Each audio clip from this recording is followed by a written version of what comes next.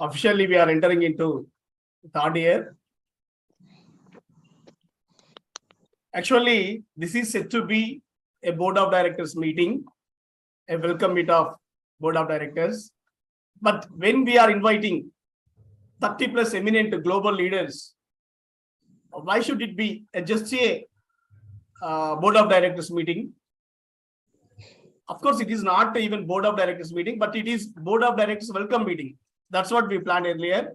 But then after having a conversation with Professor Dr. Vijay Carlin ma'am, who's the managing director of Vishwa Humanity United International Royal Council, we have decided this meeting has a purpose. This meeting must have a purpose. So we know that after pandemic, the changes that happened in the global education system, especially the virtual education, it has great influence on present education system. It has, and it will be having in coming days also. So there is a revolution, there is a revival, there is a renaissance that has to be discussed. So apart from welcoming all our board of directors, because if today our excellencies are speaking, it means they are part of Royal Council. We are welcoming you all excellencies into the family of Royal Council. Last 2 years, me and Professor Dr. Vijay Carlin ma'am, we two people are working, even though we have 30 people of eminent directors earlier, but we didn't involve anyone into activities. We both took care of everything. But this year we have changed. We have been thinking of working on something, and that too on promoting sustainable development goals, promoting peace, sustainable development projects. Such a way we have planned this year. So we are planning to make all our directors act into these physical activities, and those whoever outside India, we are making them part into virtually, but in days we are making them part in physically also. So such a way we have planned, and this meeting is going to be a foundation for all our future works. We hope so. With this, I welcome you all once again into the family of Royal Council. This is going to be a wonderful journey towards setting up a global peace and promoting and executing sustainable development goals. We know we have impacted globally. There are many countries who endorse our campaigns. There are many national leaders who endorsed us. There are many international universities who endorsed us. There are many international organizations who endorsed us. And even in India, there are many states, governors, chief ministers, they endorsed our World Peace campaigns and the promotional works. So from this year onwards, this time onwards, this year in the sense 2023 and 2024, we are taking it into next level. That is our planning. So with your support, that would happen. So today we have set the order. Let us give a priority to all our foreign speakers first, because that is going to be a midnight to them. There is a slight change of schedule. So please accept, because that is midnight for our speakers. Let us invite them in a prior order. Before that, I invite Professor Dr. Vijay Carlin ma'am to throw some light on vision and mission of our Vishwa Humanity United International Royal Council, apart from our sister organizations, the Life Foundation and Telangana Kala Parishad. Welcome to Professor Dr. Vijay Carlin ma'am, the Managing Director of Royal Council. Over to you. Namaste, I'm Dr. Carlin, Managing Director of Vishwa Humanity United International Royal Council, Chairman the Life Foundation. I'm very delighted to see all the eminent global leaders once again who joined us. And we are on the esteemed platform where we are going to discuss the importance of global education. Vishwa Humanity United International Royal Council, under its umbrella, we have two organizations. And I would like to throw the highlights of our organization, what we are going to do and what our activities to strengthen the society, the nation, internationally.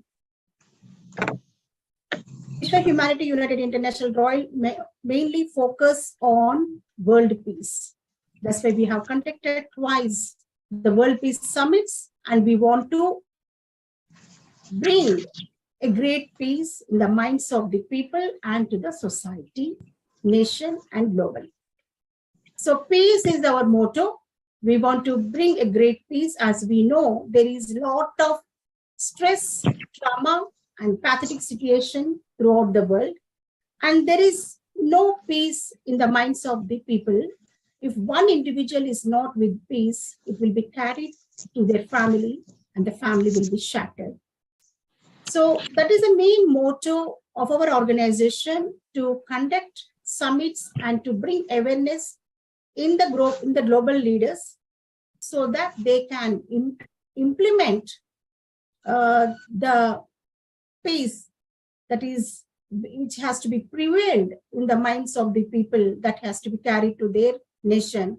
And if the total globe is with great peace, तिच्याही बर्थडेच्या दिवशी अन्नदान होईल तर नोव्हेंबर मध्ये. So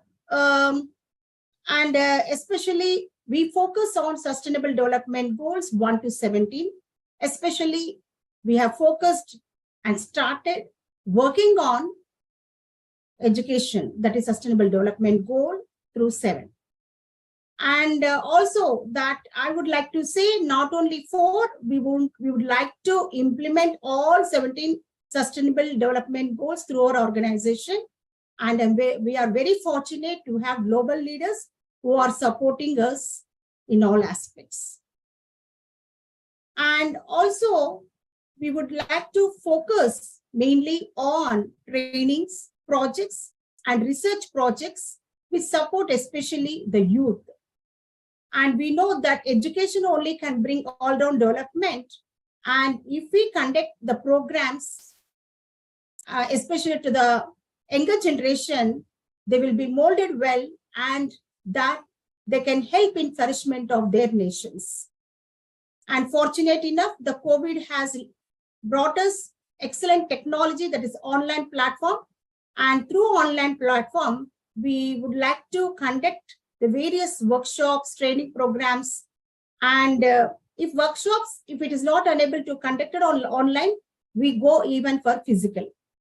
And faculty development programs. So we are designing on these areas and seeing that it will be reached to different universities, colleges, and schools also. But our main focus is on universities and colleges.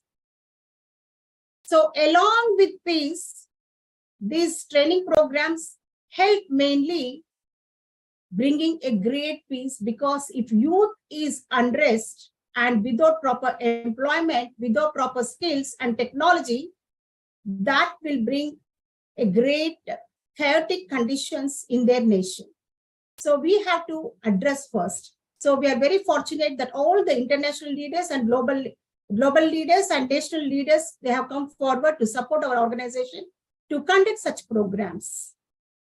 Apart from that, we all know that we have 2 sister program organizations. One is Telangana Kala Parishad, especially led by Dr. Raja Rao Pagdipalli, the chairman of that organization.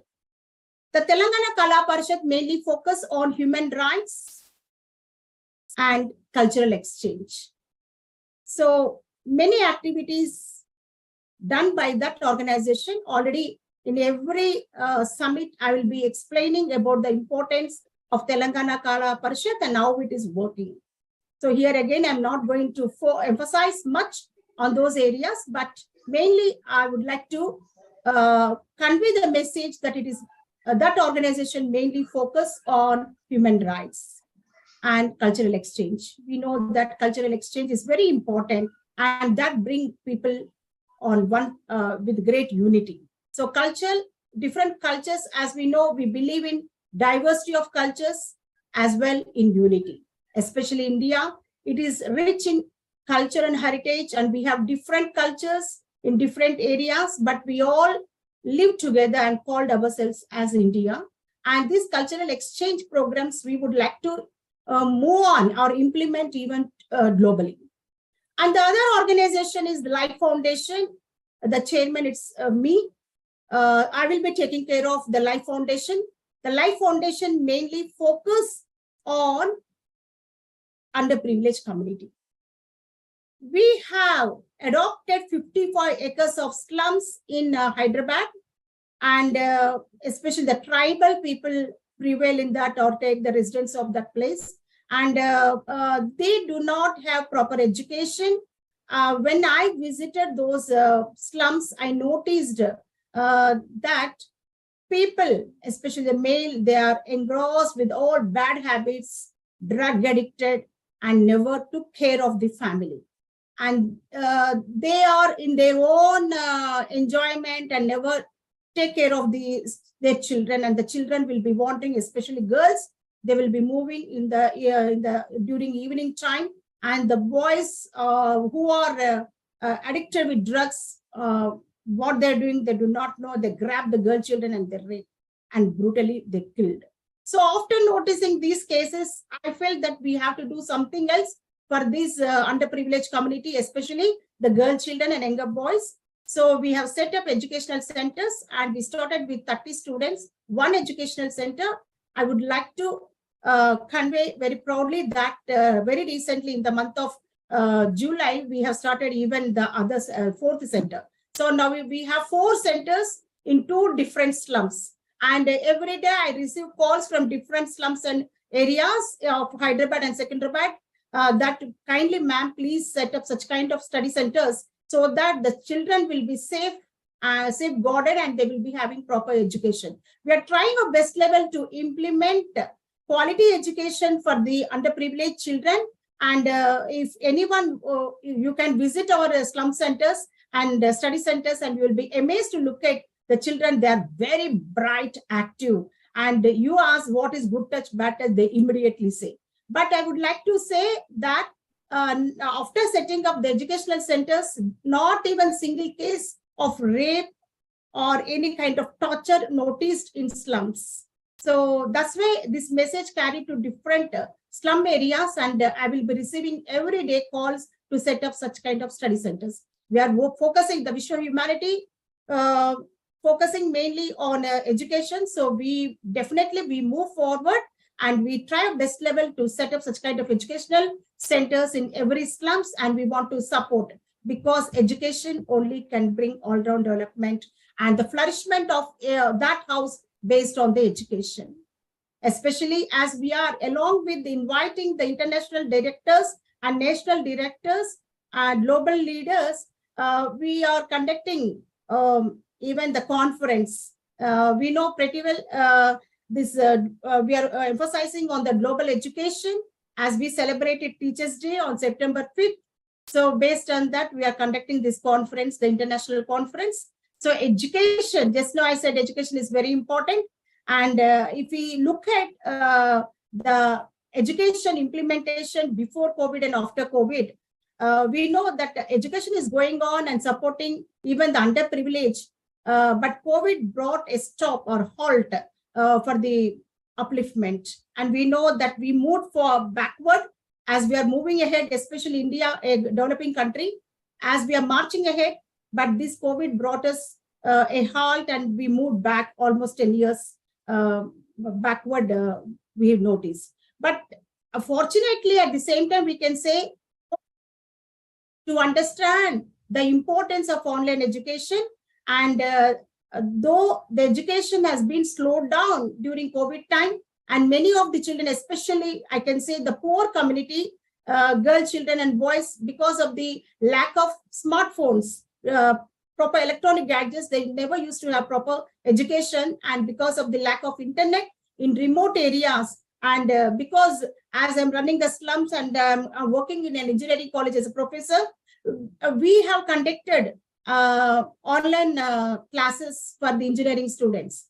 And the live example, I would like to cite that many of the children, they used to call me and say, ma'am, we don't have smartphone. We are facing a lot of problem. With great difficulty, we purchased smartphone, but there is no internet connection. So we have to walk 2 to 3 kilometers or 4 kilometers, or we have to travel. And you know pretty well, there is no communication, transport also during that time. So they used to walk miles apart, and they will be sitting on the top of the trees and they will be listening. Once I asked the child to open the video and answer me when the question I raised, then he said, please, ma'am, don't ask me to open the video. Then I said, no, no, no, are you listening or not? What are you doing? I don't know. Only your your name is displayed. Kindly open the video. I would like to see you now. He was hesitant. He said, no, madam, please don't force me. But still, I said, I was so reluctant. I said, I want to see you. Then he opened the video and he was sitting just on the top of the branch of the tree and said, only here I'm able to get the signal, madam. And once I asked the child to open, and he was sitting just beside the bar shop. Oh, of course, it is closed. So these many problems they faced because of the lack of internet, proper facilities, and no gadgets. So education was slowed down at that time. And many of the children, as a psychologist, I dealt many cases, and children lost interest even in studies as they're much attracted to the electronic gadgets. Us together, even my son, I can say. So I counseled and made him to come out from the that situation, just attracted to the gadgets. And they lost interest because of the online education, and because of the so many problems, challenges are there where they have to observe, where they have to face it. And so that made them little slow in education. But slowly, fortunately, the COVID, we have come out from the COVID, all the challenges, and students also showing interest now. And only, as we say, every challenge has two edges, like one is negative, other is positive. But this COVID has brought us excellent platform, that is online education platform. Though I said about the problems faced by underprivileged and poor community, and urban also, in certain areas there is no power sometimes, and no internet. So there are many challenges. But people like us, the global leaders, were fortunate enough utilizing the online platform, and we can be connected to different parts of the world, and we can bring all the global leaders united, and we can work together for the upliftment of the nation and nations. And also we can exchange our knowledge, wisdom, views, opinions, and we can work together, and we can take up so many activities for the upliftment of the nation. Thank you very much for giving this opportunity. Thank and you, I invite so all much. the global leaders. Thank you so much, man. Thank you so much. Royal Council works globally as well as to the slums. Clearly explained by Professor Dr. Vijay. Thank you, ma'am. Thank you so much for the wonderful narration. Now it's time for our chief guest, because it's a midnight for our alarm to pick up. Deepak Vaikar sir, our King Emir, and Queen Eden ma'am. So you are the four people who are going to lead this program today by standing in front. Then comes our other guests. But before that, I start with our eminent leader, Dr. Ellen Tupikoff, Director at Sol, Australia. Is one of the chief guests of this today program. Really, he's the one who is been encouraging us since our last World Peace Summit. He's been with us, and he's been traveling with us, even some of our projects. Really, that's great to have His Excellency Alan Tupikoff at this program. I invite him. I welcome him as a Vishwa Humanity United International Royal Council International Director, as well as today's chief guest. Over to you, sir. Just checking the volume that everybody can hear me. Perfect. Clearly. Perfect. Good. Okay. Look, thank you. Before I start, thank you for the honor of being one of the directors. I think what you're doing is amazing, and I think it is going to make a lot of changes, because there's one thing for certain: as individuals, we can do so much, but as a collective group, you can do a lot more as a group. Anyway, look, I just put together a couple of very quick PowerPoints just to sort of highlight the sorts of things that I talk about. And let's see now.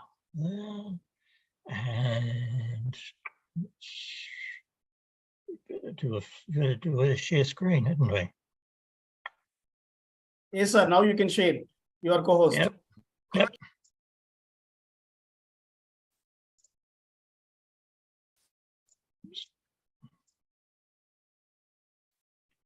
Share screen, there we are.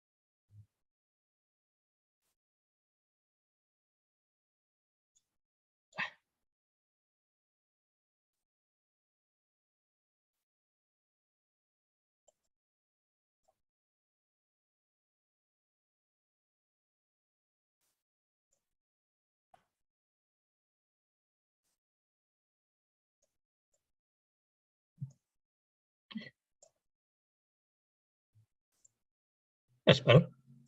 Okay, so for those of you who I don't know already, look, I am a director. I used to be a director of the Australian Institute of Project Management. I'm a fellow of the Institute. I founded the Australian New Zealand Institute of Sustainable Management. I have my own business, ATSOLV, which is consulting and training. I'm executive director of Finding Other Solutions, and I've done extensive academic lecturing at universities in Australia, Indonesia, and Europe.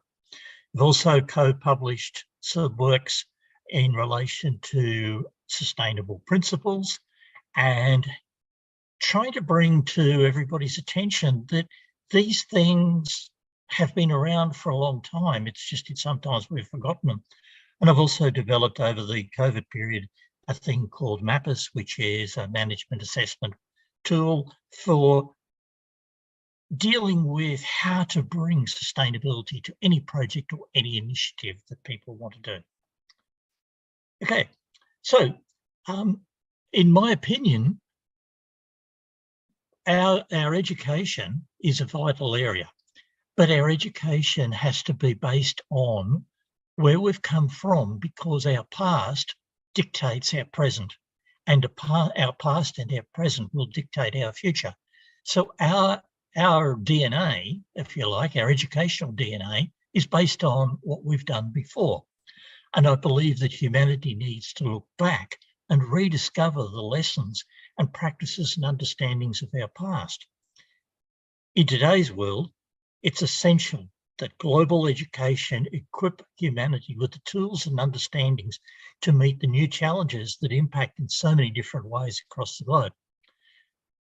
To many, there is an understanding that humanity has lost its way, or that the recent pandemic has created an environment for change. Now, I agree with all of these issues, and I agree that a renaissance is something that needs to happen. Now, when you're dealing with a renaissance, though, the Cambridge Dictionary says that the renaissance is a situation where there is a new interest in something and it becomes strong and active again. The current required renaissance is an opportunity to look back into history and appreciate the lessons and influences that have shaped our lives so far. Our collective past is also not of humanity alone, but rather how things such as nature have interacted with humanity. And we need to go back and look at the provisions that we've had in the past of understanding, lessons and guidance.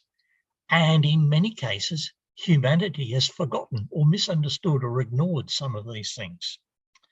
The recent events have provided hope and opportunity to reconnect, rediscover, and many of the past lessons and practices and understandings. The SDGs have provided opportunities to stop, review, and reconsider our collective actions and potentially start to reconfigure our links with nature and the various communities and cultures. Our past is often littered with conflicts and walls that have been put up to divide or separate. If we look closely, humanity will also see that the links and similarities between many of the world's religious beliefs and the opportunities provided by nature often by rediscovering, we can create global education that is flexible, instructive, beneficial, interactive, relevant, and able to meet the real needs of communities, economies, and individuals. The examples from the past have also given us a number of things that perhaps we need to be reconsidering. And many of these include the concepts of things like Mother Earth, the concept of Earth providing for our needs, the need to continually learn to evolve and develop, our need to belong and be respected. The creation of global education renaissance is essential as it will recognise our past, including our failures that provide us with lessons, and help create a pathway forward which includes all lives and all environments.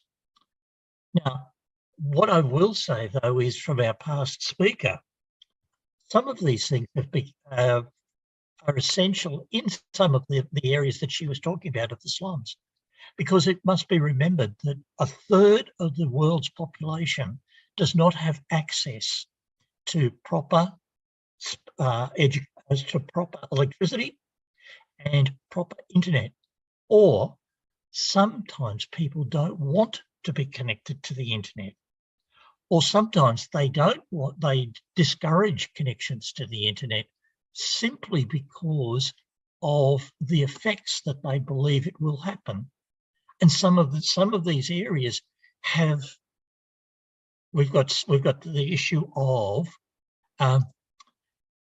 the issue with AI coming through, which is going to be very important to us all to work through. And we've got to get these people to understand where we're coming from, to be able to provide an education that they will say, I want to be involved, because you cannot get people to be educated if they don't want to be educated, or they're not going to listen to what you're saying. So you've got to be able to make them understand that it's going to benefit them and it's going to do things that collectively we can all work together with, and that our education reflects also how things have happened before. When you go back through history, we've got things like the Industrial Revolution. The Industrial Revolution actually set up a lot of the things we do today. And if you go back even further in history, you can see that a lot of things we do today have got the roots in where we've come from in the past. And all of our religions around the world, many of those are based on this collective understanding that we are a collective, that we are all needing to be respected, and that we need to respect where we come from, the nature of the environment we live in, and how we can all work together to produce a result at the end of the day. So I can talk about this for much longer, but I will curtail myself at the moment. And if there are any particular questions, then that's fine. And I do encourage India, particularly over the last month. You have got a lot of very good publicity with your moonshot that you did, which was very good. Thank you, sir. Thank you so much. That's a great beginning to and also the program. Also the G20 that you're hosting at the moment is also is going to start to, I hope, generate a lot of good talk around the world and get us back to where we were before, of talking amongst ourselves and saying everybody is part of the journey and everybody is part of the solution. Thank you. Thank you, sir. Thank you so much. That's really amazing for the wonderful start. Really, it's a midnight, early in the morning in Australia, but even then, you spent your valuable time for us. And we thank you for the pilot project that you have provided us, sir. Really, we do it because from tomorrow onwards, we are working it. And within a week, we'll come to some results, sir. Then we in coming days, we do more projects with Australia country, sir, with your support and blessings. Thank you so much for your wonderful presence and the wonderful beginning of this seminar. Thank you, sir. Thank you so much. Now we have a special guest, our chief advisor, our international director. He's none other than Dr. Deepak L. Vaikar, sir, from Singapore, Edu Energy Consultants LLP. having his presence on this platform. Actually, he doesn't like to be invited as excellency, but it has become a practice to honor such legendary people. So I invite His Excellency to address the gathering. Over to you, sir. Thank you very much. I would like to be of service, and therefore, personally, I feel very, very awkward, embarrassed if somebody calls me Excellency, which I am not. I don't want to pretend about it. In my view, all of us are human. As rightly said by Dr. Caroline, we are human, we are equal human, okay? Nobody is excellency and nobody is below something, okay? That is what my personal view is. We hope we will be able to develop that culture through this wonderful Vishwa Humanity organization, because we want to be Vasudev Kutumbakam. No one is higher, no one is lower. Everybody is at the same. So with your permission, allow me to share a few slides and then. Yes, sir. So please allow so that Yes, I you are, can sir. share. Okay, thank you very much. I'm going to share with you some of my thoughts. You do not have to agree with what I say, okay? So thank you very much for this wonderful poster to Dr. Caroline and Dr. Raja Rao, okay? You have been excellent media campaigner, okay? Okay, thank you very much. The topic I have chosen today to interact with the distinguished educationists as well as volunteers for the humanity and experts in various fields, what type and kind of education we can aspire to, or we should aspire to. Because today's conference is on global education renaissance, okay? And I'm very happy to interact with you. So those who want to later on write to me, these are my coordinates. Otherwise, you can always write to Raja Rao, Dr. Raja Rao and Dr. Caroline to connect with. In the tradition of Vasudev Kutumbakam, we would like to get the blessing of Goddess Saraswati. Om Saraswati Namastudyam Vardekam Rupini Vidya Rambam Karishami Siddhir Bhavatu Mesada. As per our in Bharatiya tradition, Sanskriti, Goddess Saraswati is the one who gives us knowledge.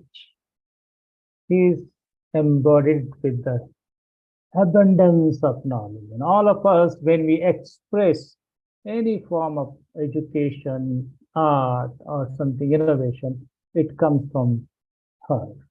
So her blessings are very important. Now, agenda very quickly. I know the time is very limited. Introduction has been done. What type of education I will talk about. Why there is a need for transforming education. What is the relationship between proposed system and national education policy or new education policy? How to learn, unlearn, and relearn about the proposed education system. And finally, we'll have very quickly summary and conclusion, a limited time. I'm just putting this photo, why students were so happy and celebrating. You can put in chat box, whatever you feel like, say why they are so happy and celebrating, okay? Introduction has been done. So what I will do is, mainly I will focus on what is my topic, okay? I would like to share with you, okay? This is English translation of one of my composition which was done in my language, first in Marathi, then in Hindi. And that is what education should be moving for. What type and kind of education? No more only studies, okay? No more only studies, time for playing with buddies. Less burden with examination. Wouldn't you enjoy that kind of education? Okay, this a student is asking this question, or anybody who has done this one, okay, asking this question, okay. Every weekend and evening, freed from homework, streaming, and coaching to strive for creativity and innovation. Wouldn't you search for that kind of education? Is again a question. All of us know. Many of the nations, they have got full of coaching classes and tuitions and extra classes, and then students are burdened with so many things. Obviously, I think Dr. Caroline and Raja Rao has rightly mentioned there are challenges we face. So qualifying students have a place. Qualifying students have a place with conducive learning space. And thanks to, I think I must congratulate Dr. Caroline for opening up that conducive learning spaces in those places where it is very challenging one. With a conducive learning space. To excel in the art of communication. Wouldn't you relate to that kind of education? Because I think you are rightly articulated how they will communicate. And they are calling you, we open more and more branches so that they are communicating. Obviously, if you want to think about global education renaissance, then refreshing broad-based syllabus. We have damaged our education system to such an extent that it is very difficult to continue with the existing system. In many schools and colleges and universities, whether it's developing and developed countries, outdated syllabus has been taught. And just because it has to be like that. Holistically sparkling pedagogy. So holistically. Not the same type one, okay? Come to class, give a lecture. Now also, most of the top universities are full of lecture theaters, where hundreds of students sit there and listen to the lecture. To the old pedagogies. Holistically sparkling pedagogy for lifelong learning passion. Not just for, okay, just get that degree from that top university and then put that brand name. No, lifelong learning passion. Wouldn't you subscribe to that kind of education? Wouldn't you subscribe to that kind of education? And obviously, to make this ecosystem successful, the global education renaissance will need strong support system, devoted parents and administrators, experienced and engaging educators, experienced and engaging educators. We just heard from one of them, okay, as a role models for inspiration. Wouldn't you expect that kind of education? Now look at it, our young people, who are their role models now? Many times people say, oh yeah, teachers are the role model. You talk to the youth, 50% their role models are somebody who is a kicking ball or hitting that ball. Sports people. I'm not against them, but their role models are there. They are the role models. Other 50%, their role models are who are the fashion oriented. Okay, they wear barest possible clothes and display whatever it is in the movies and this one in the name of art. If they are their role models, I definitely, Dr. Karen has rightly mentioned, it is going to be very tough to bring them back to the education. When our educators become their role models. And I inquired this with many of those top students and asked them, hey, you have achieving very good grades. What is your goal? Oh, I want to join that MNC. I want to join that big package company. Rarely somebody tells me, okay, rarely that I want to be educator. I want to be a professor. I want to be teacher. Talk now also, I can tell you, most of them would be going after other things. Why it has happened? There must be something has happened. So that we, the educators, must have done something. Therefore, imbibing good values with reason.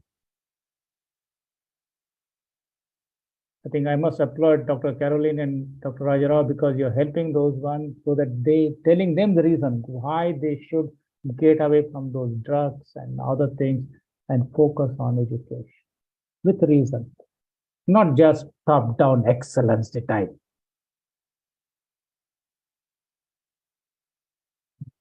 We have to be in the service. So with this immediate effect, I appeal to all of you, drop your excellency mindset. Become a service mindset. Reading to serve with vision. Because for young people, they are lacking that. They feel they can do a lot of things, but not sure which one to do. And that is where the role of the educator comes in. So we have to rise from teacher to the educator. Reading to serve with reason, with resilience and dedication. All of us have gone through that pandemic recently. Many of them couldn't survive. Many organizations vanish. Others survive. Resiliency. And dedication is still there. Serve with the dedication. In spite of the challenges. Whatever we talk about, even climate change is a challenge. Crisis. So imbibing good values with reason, reading to serve with vision, with resilience and dedication. Wouldn't you prescribe to that kind of education? Okay. Prescription. Here it is a very important role educators have to play. Okay.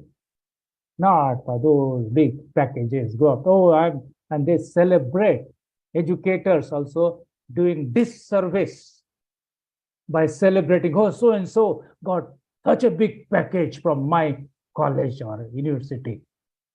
Instead of somebody who did the good work for the humanity, for the nation. For them, you don't give much damn nowadays.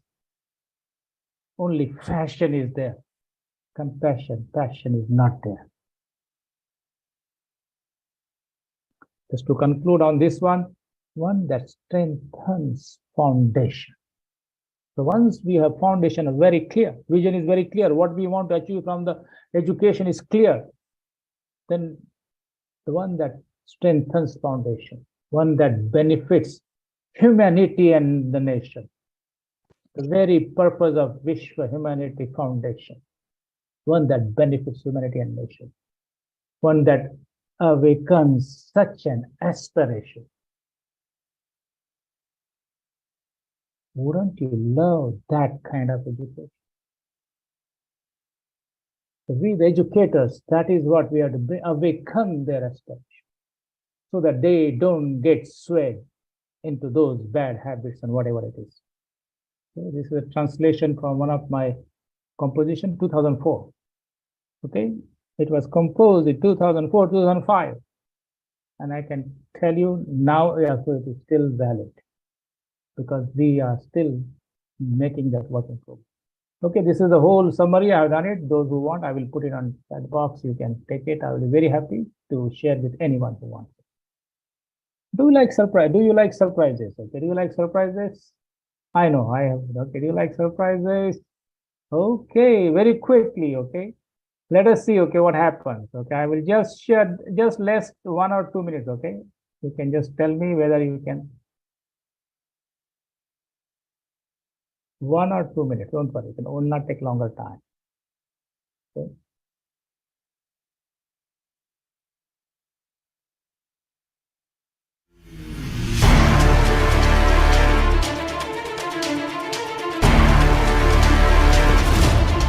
A glimpse of potential digital teachers as envisioned in Digital University.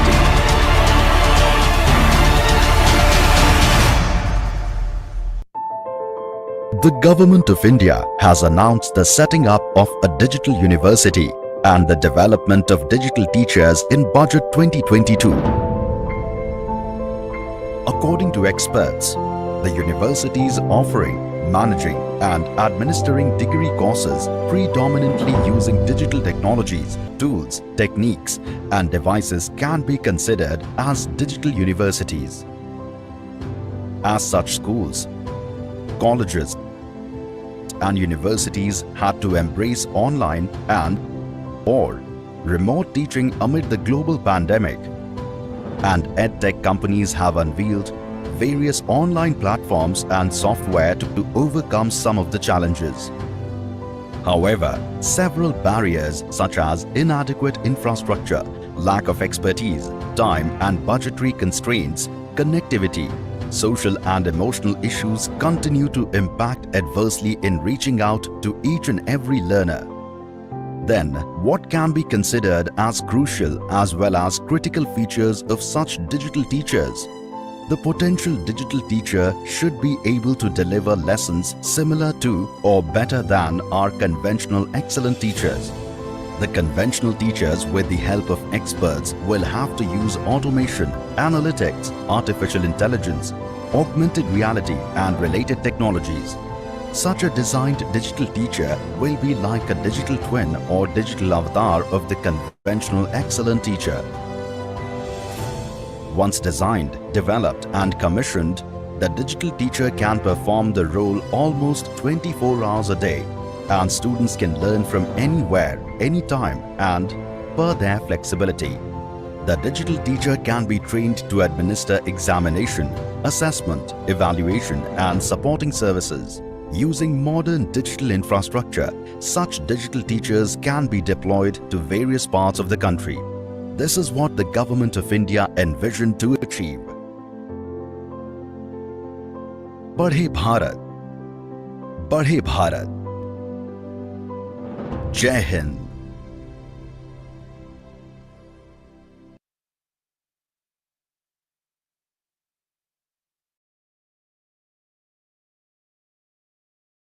That was my view on renaissance of global education.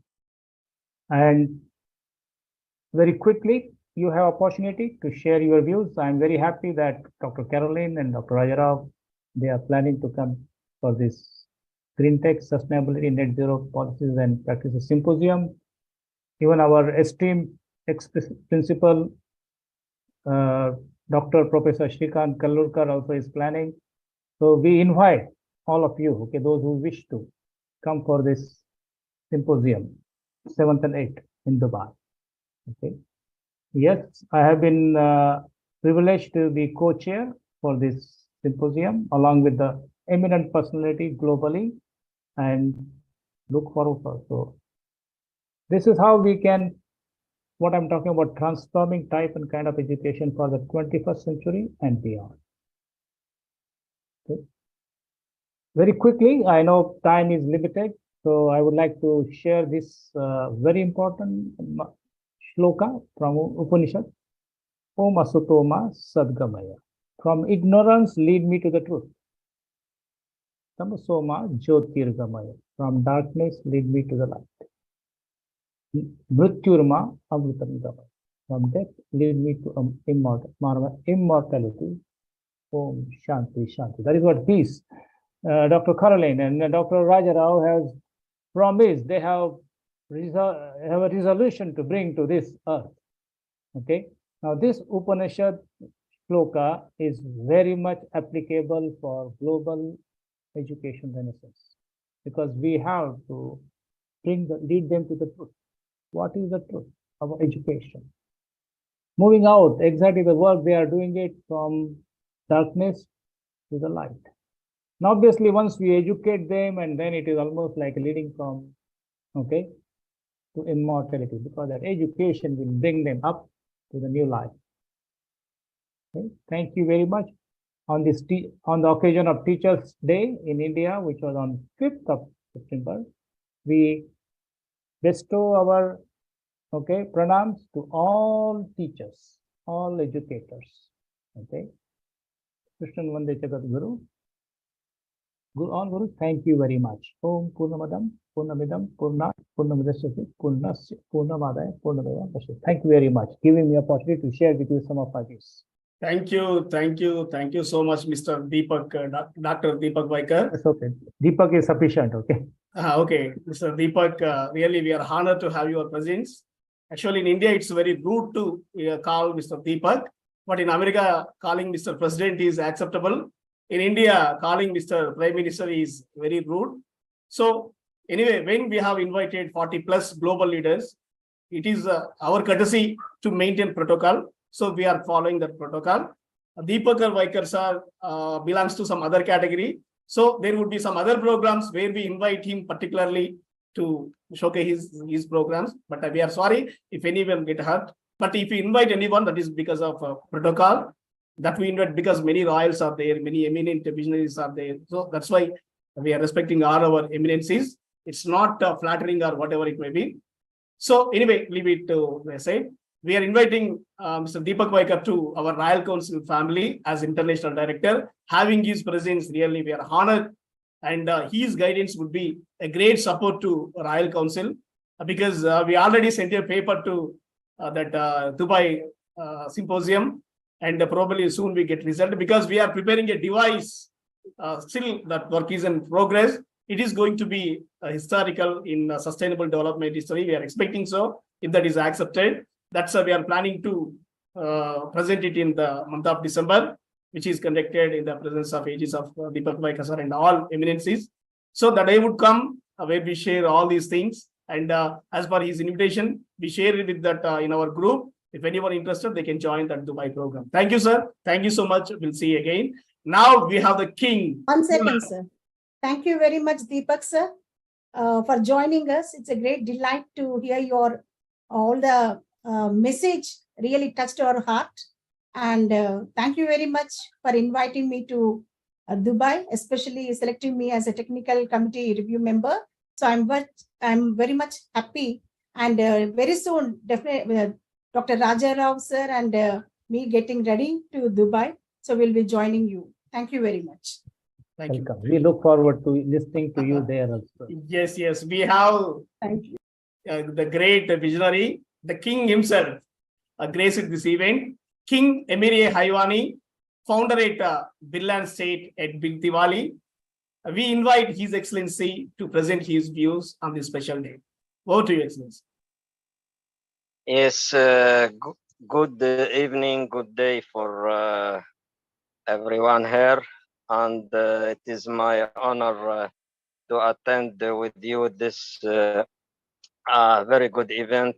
Even I am tired. Last night I didn't sleep because I was alive with the family and the relatives of my wife in the Morocco.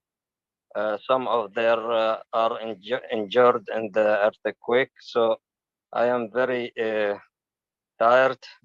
Today I also sent some help for them. Anyway, I am very happy really to attend this meeting with you, because it is about the humanity and the education. And of course, as I am a teacher also, I understand how it is going, the education, especially in Africa and Asia. There is many students who even cannot go to the schools, especially those countries who are now in the civil war, such as in Sudan, such as in Yemen, in Syria, also some parts of Libya, south of Lebanon, etc., etc. As we are establishing the first humanitarian country in Africa between Egypt and Sudan, So of course we will try to make a free education for these people who are around us and neighboring us. Especially we are in the north of Sudan. So now the most students and children in Sudan, they are not going to school because of the civil war. We are also planning to make a plans for them for the future to help and assist them in many ways. Especially this war will continue for 1-2 years because about the Sudan, it is signs about 10 years. It is not stopped. So that as we are a first humanitarian country, will be a first humanitarian country in the world, we are not also looking to make activities only in Africa and Asia, but to make activity globally, worldwide. So that I seize this opportunity here to thank you all who attend this meeting, to listening to your advices to you, and to see your activities and your speech, your ideas. So I am thankful for each one here. Thank you very much. And excuse me, I am very tired and sleepy because I didn't sleep last night for the reason I mentioned. Thank you very much and welcome all here. Thank you. Thank you, King. Thank you. Thank you so much. We are blessed to have your presence in the Royal Council. Thank you. Thank you so much for the opportunities that you have provided in the humanitarian nation, Finland. We are honored and blessed to be there. And our organization is blessed because you are one of our family member. We are heartily welcome you, sir, into Royal Council. Thank you. Thank you so much. Thank you. I am proud of you all. Very proud. Thank you very much. Thank you, sir. Thank you so much. Now we have very, very special guest, Her Royal Majesty, Queen Professor Dr. Eden Soriano Trinidad, Prime Minister of Finland State. She is the one who is always there with us to support, encourage, really having Her Royal Majesty in this program. Really, we are honored. Over to you, Majesty. Thank you so much, Professor and Dr. Caroline Vayankuntam and Dr. Rajarao. Good evening, everyone. I'm very, very delighted to be invited once again to be with you every time you have this kind of conference and summit. I'm very sorry because every time every moment like this, evening time in the Philippines, the dogs of my neighbors kept on barking. So you will be hearing the dogs, especially when I start to speak. I would like to firstly send our deepest sympathy to the hundreds of families, bereaved families in Morocco, like our King Emir had said. We are in solidarity with them and their government. I hope that everyone will also say a prayer for the people in Morocco.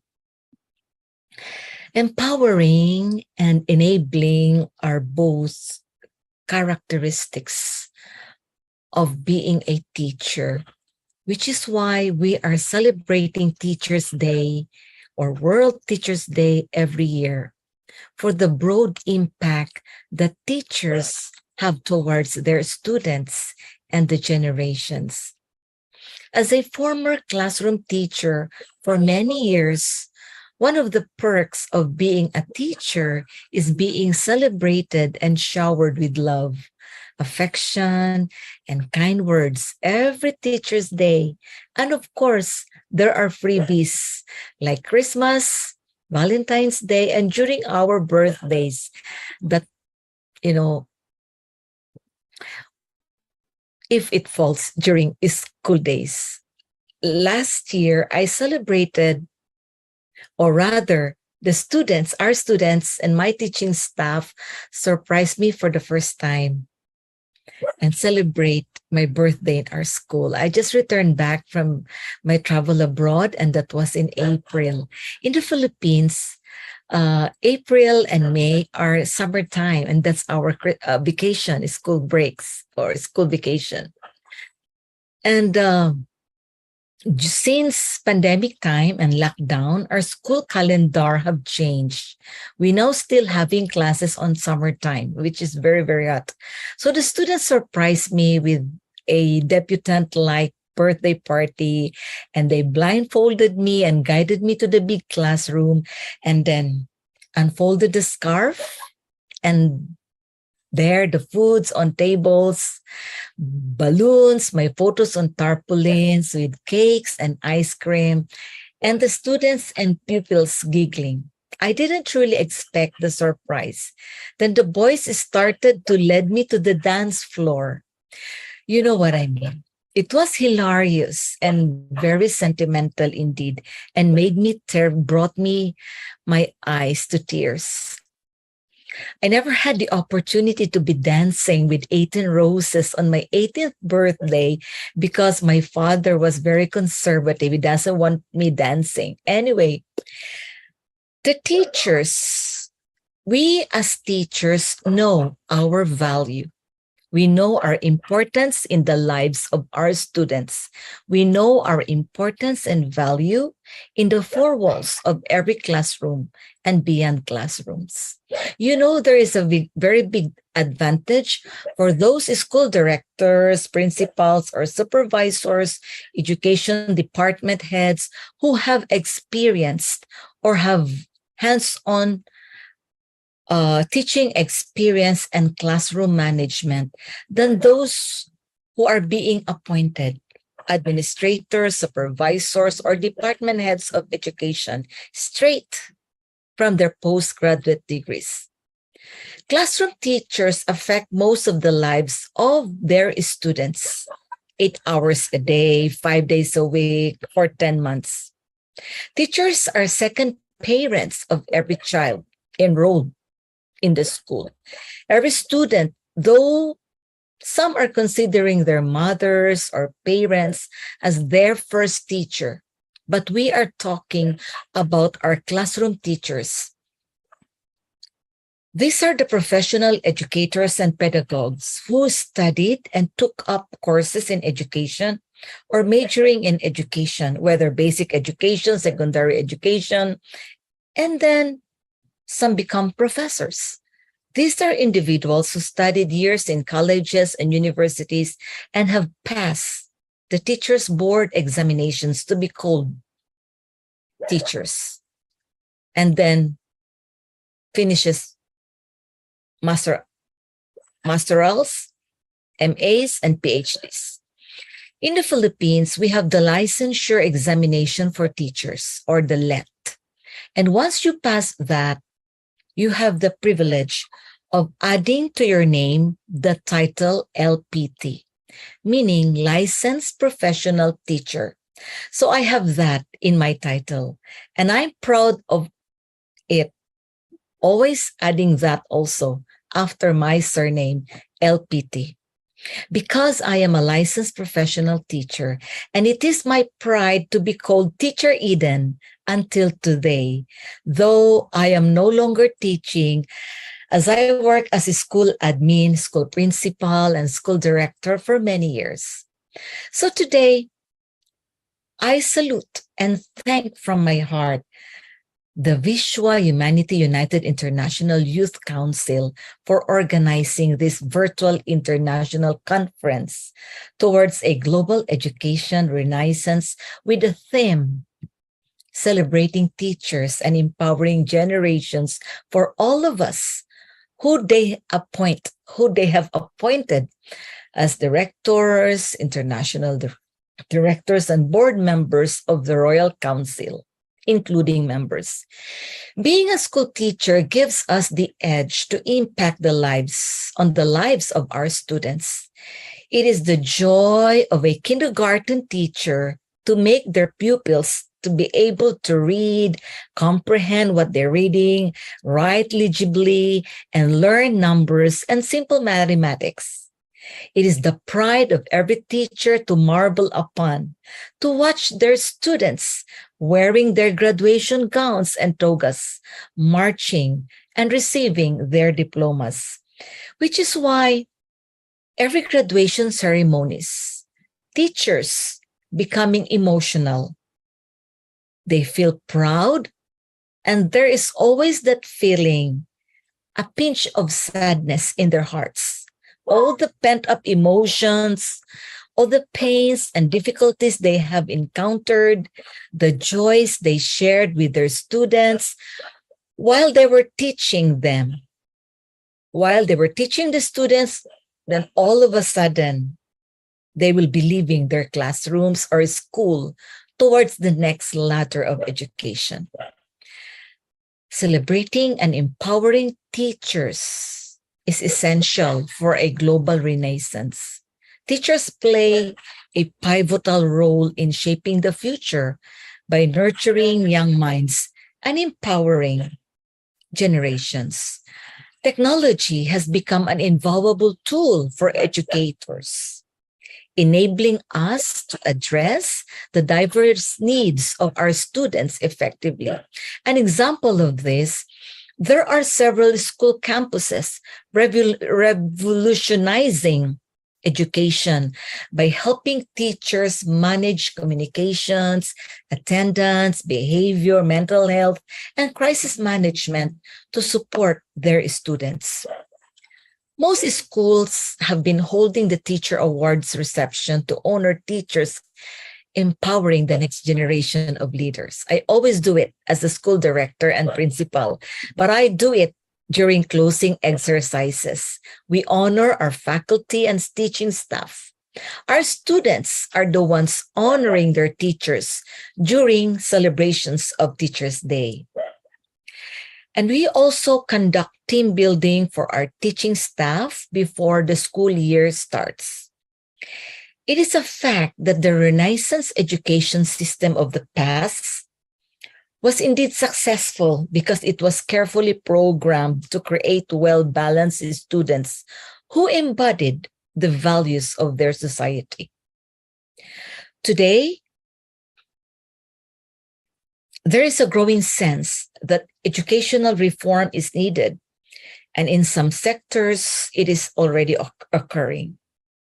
The outbreak of the pandemic has put a stop to the migration of students studying abroad, but it has also led to a renewed interest in online learning and the use of technology in education, and a renewed interest and focus on education on a global scale. With the mushrooming of international online universities, the students are free to choose and enroll in whatever school, wherever the school and university is they want to learn or pursue their studies. Being the Prime Minister of a new and fresh country, the state of Beerland, we are not yet in the land.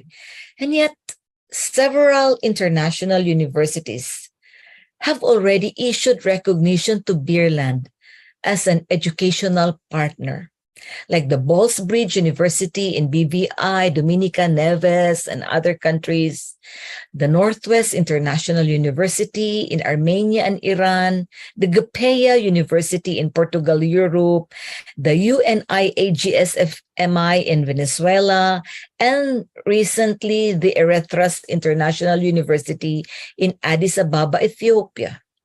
The Education Department of Beerland will have a very bright future. And as the Prime Minister, I am very excited to see this happen.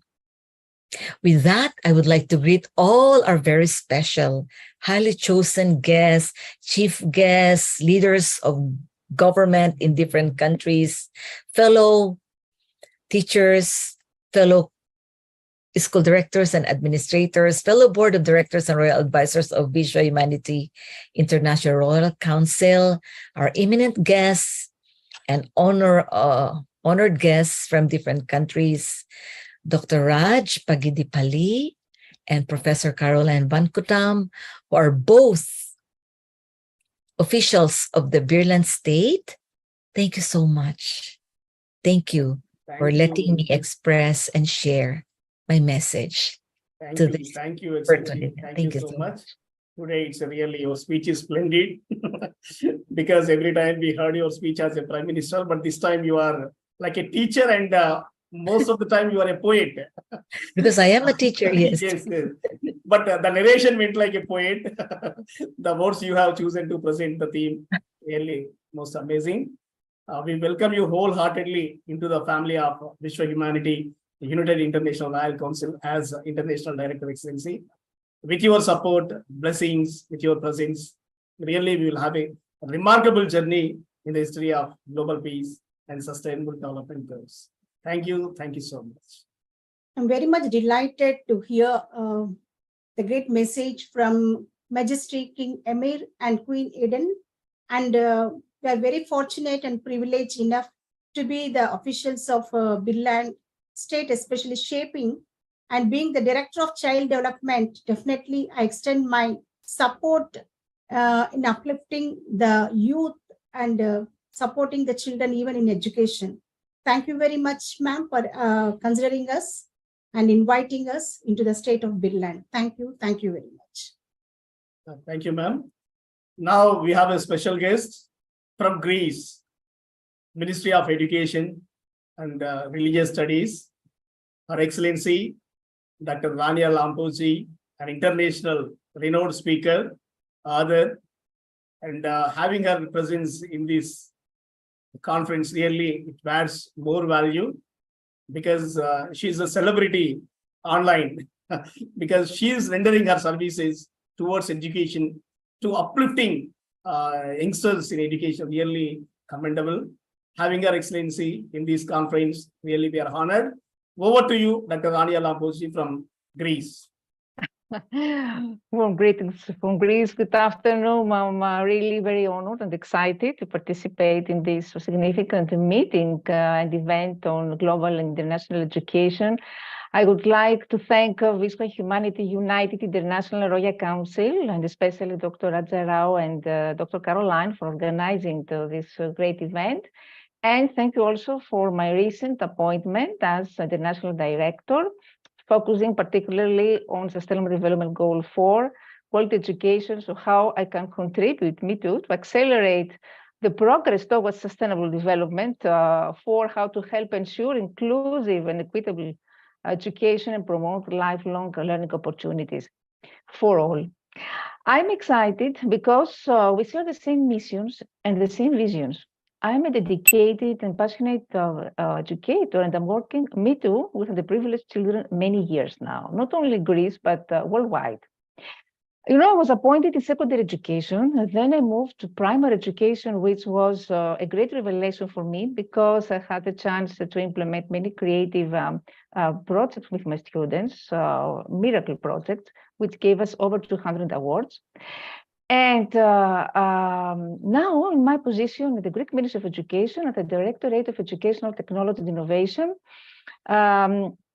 of course, I participate in policy making since I design activities and projects for Greek schools, but at the same time, still I'm an instructor, I'm an educator since I organize workshops for primary secondary students who come at the ministry and get involved in STEM activities. And also in cybersecurity awareness activities. So what I'm trying to say here at what I'm trying to do is promote STEM education worldwide and at the same time environmental education. Here in Greece, I launched the environmental program, which was addressed to primary school students. You know what my experience showed, nowadays children are thirsty for innovation, are thirsty for hands-on, they're thirsty for engaging activities, anything that engages all their senses. At the same time, I'm organizing many lectures and workshops with the Greek Astronomy Space Company, with the Learning Physics Society, and we're designing special programs for the privileged children. We're preparing students for international robotics and astronomical Olympiads and competitions. Competitions are very important for the professional development of students nowadays. So I invite you, your teachers, to involve your students in such kind of competitions, especially Olympiads. And the second part of my life is that I have dedicated myself to volunteering service learning. I'm promoting service learning, and recently here in Greece I was appointed as International Ambassador of Volunteerism Education of the Greek Academy Help Hellas, the Academy of Volunteerism. What we're trying to do is to promote service learning, integrate service learning in the school curriculum, something which has been done in the Greek Ministry of Education.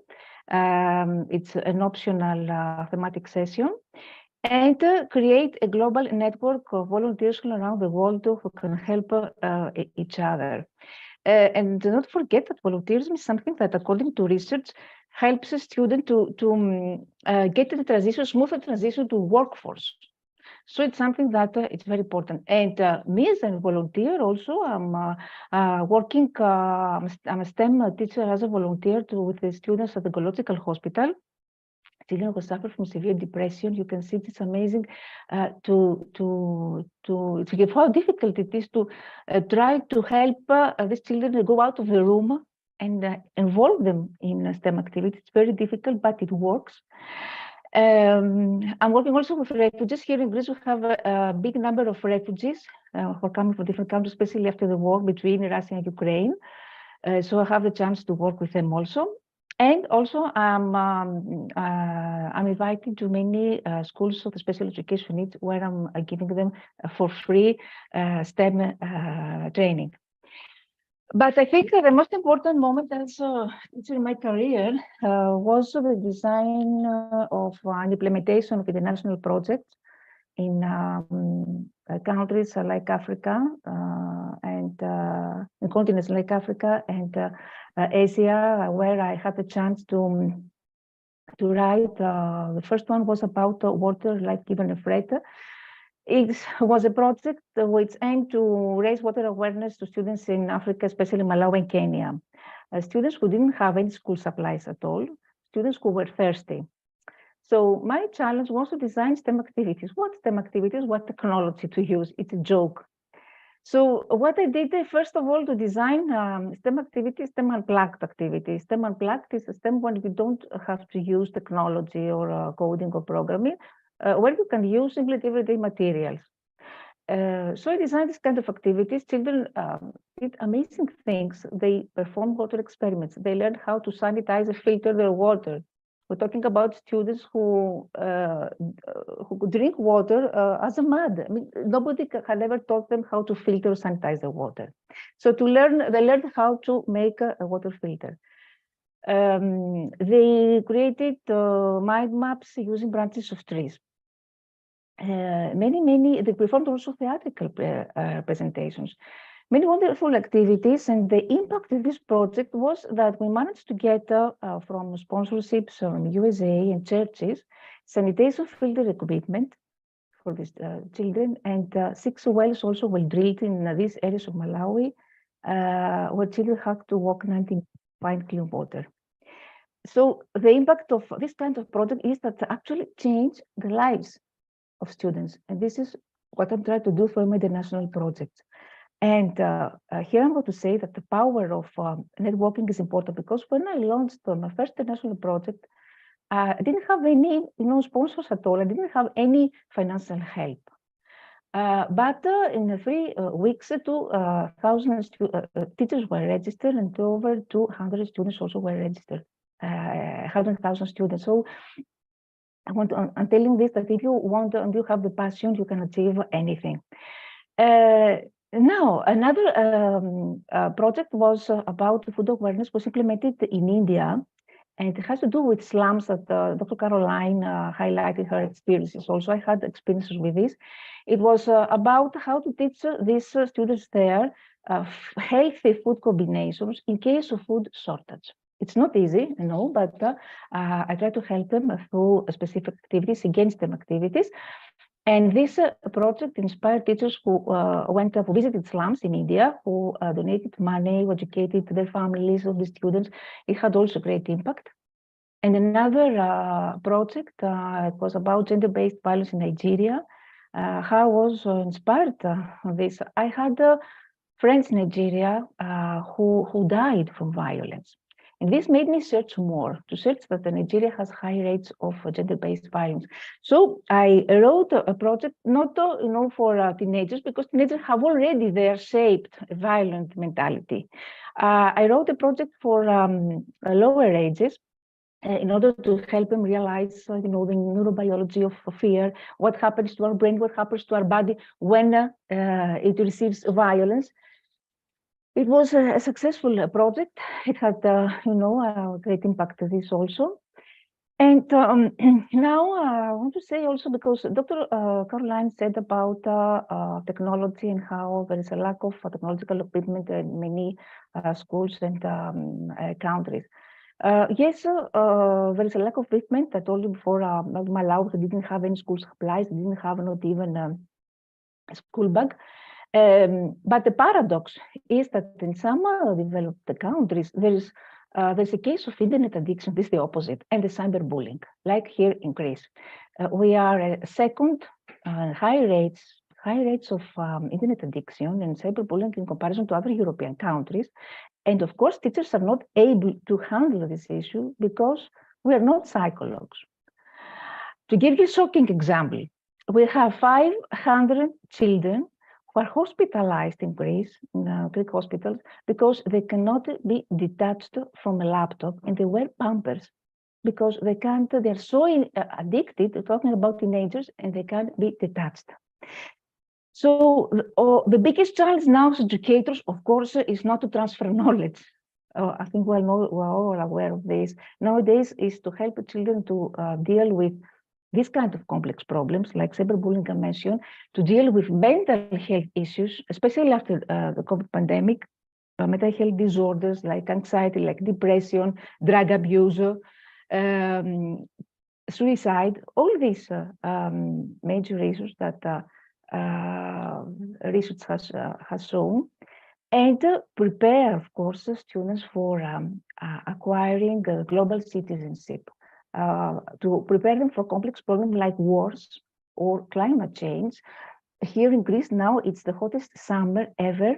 We had many distractions with fires, with arsons, many places, many houses were destroyed, people were killed. It's a tragic period here in Greece about this. So the impact of climate change is something which is visible, and students must be familiarized with this practically. During this summer, I was on a tour to schools in Greek islands on climate change. And it had a great success because students had actually the chance to experience the impact of climate change through hands-on activities. And on the other hand, our role as educators is to prepare them to be future entrepreneurs. So that's why entrepreneurship is something that has been integrated into the curriculum in many countries and in Greece also. So today, it's this opportunity to discuss about the nationalization of education also, since we have, after the COVID pandemic, all these platforms, and we can highlight the critical role that teachers play in achieving inclusive equality education.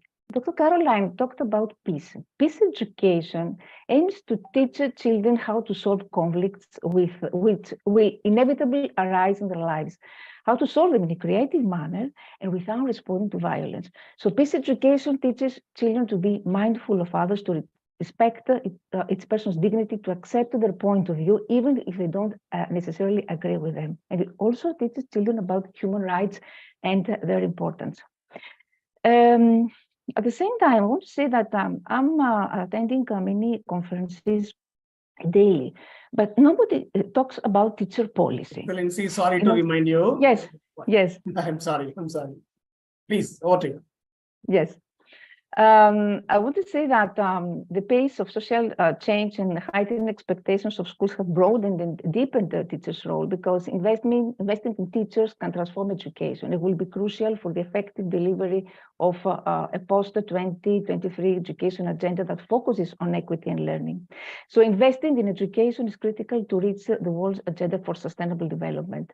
So teacher policies need to draw on well-informed research, what is needed, what is not needed. And lead to sound agreements between stakeholders and offer solid implementation strategies.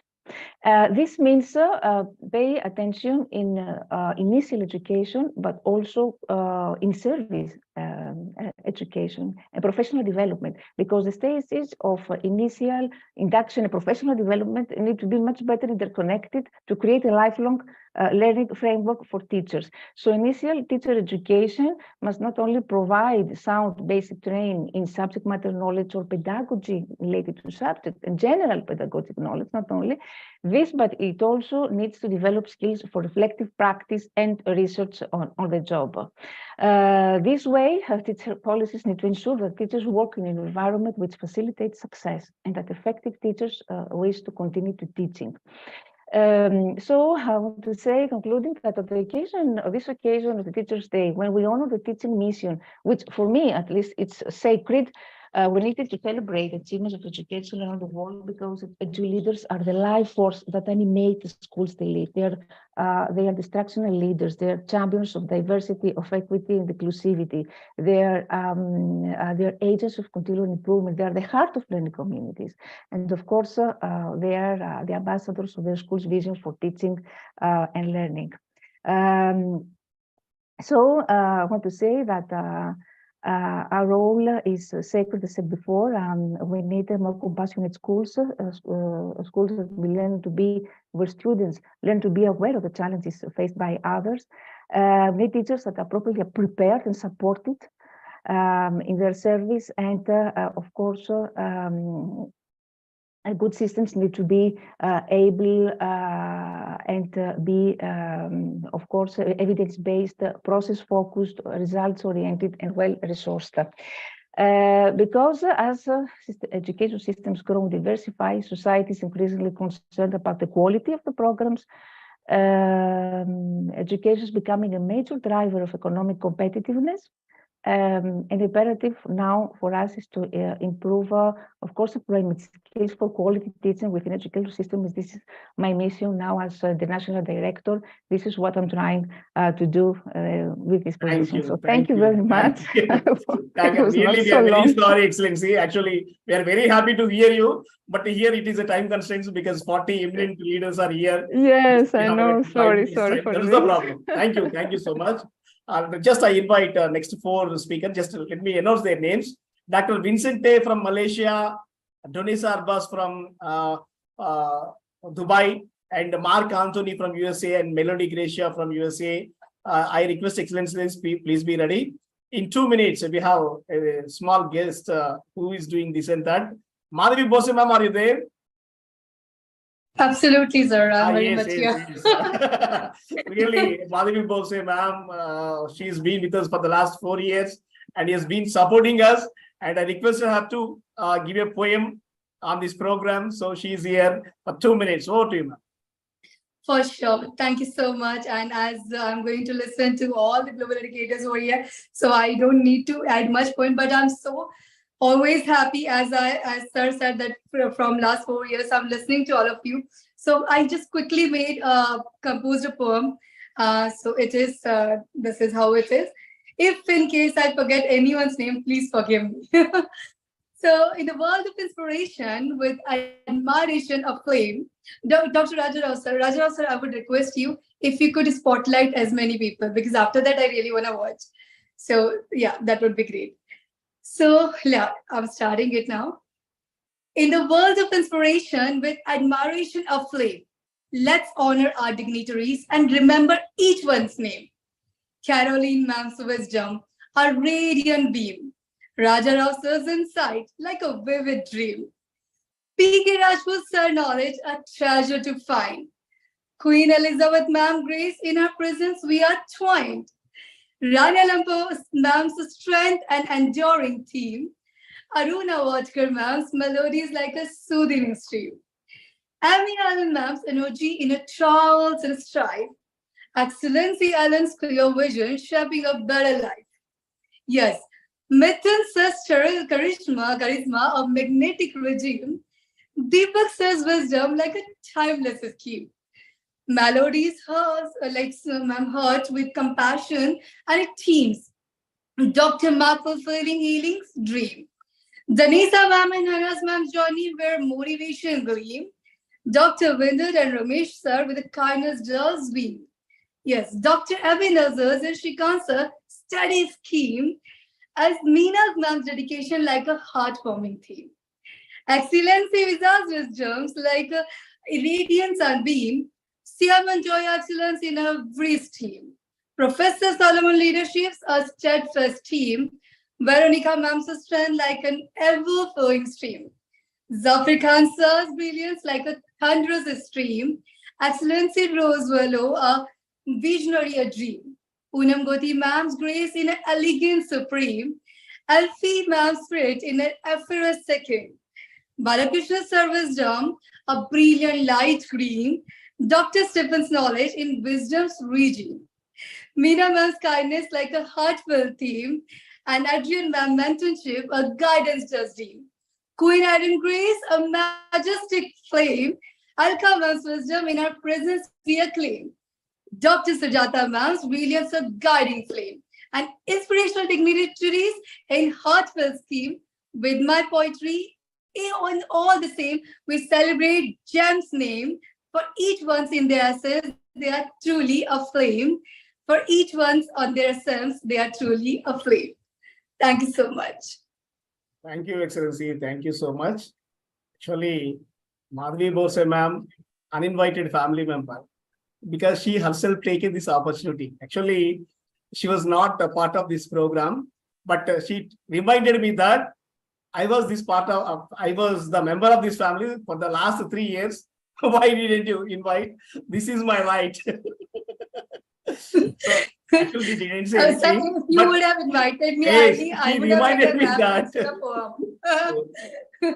Actually, But that's really okay. we Sir. thought that she was newly married. We should not disturb her. That's what our thought.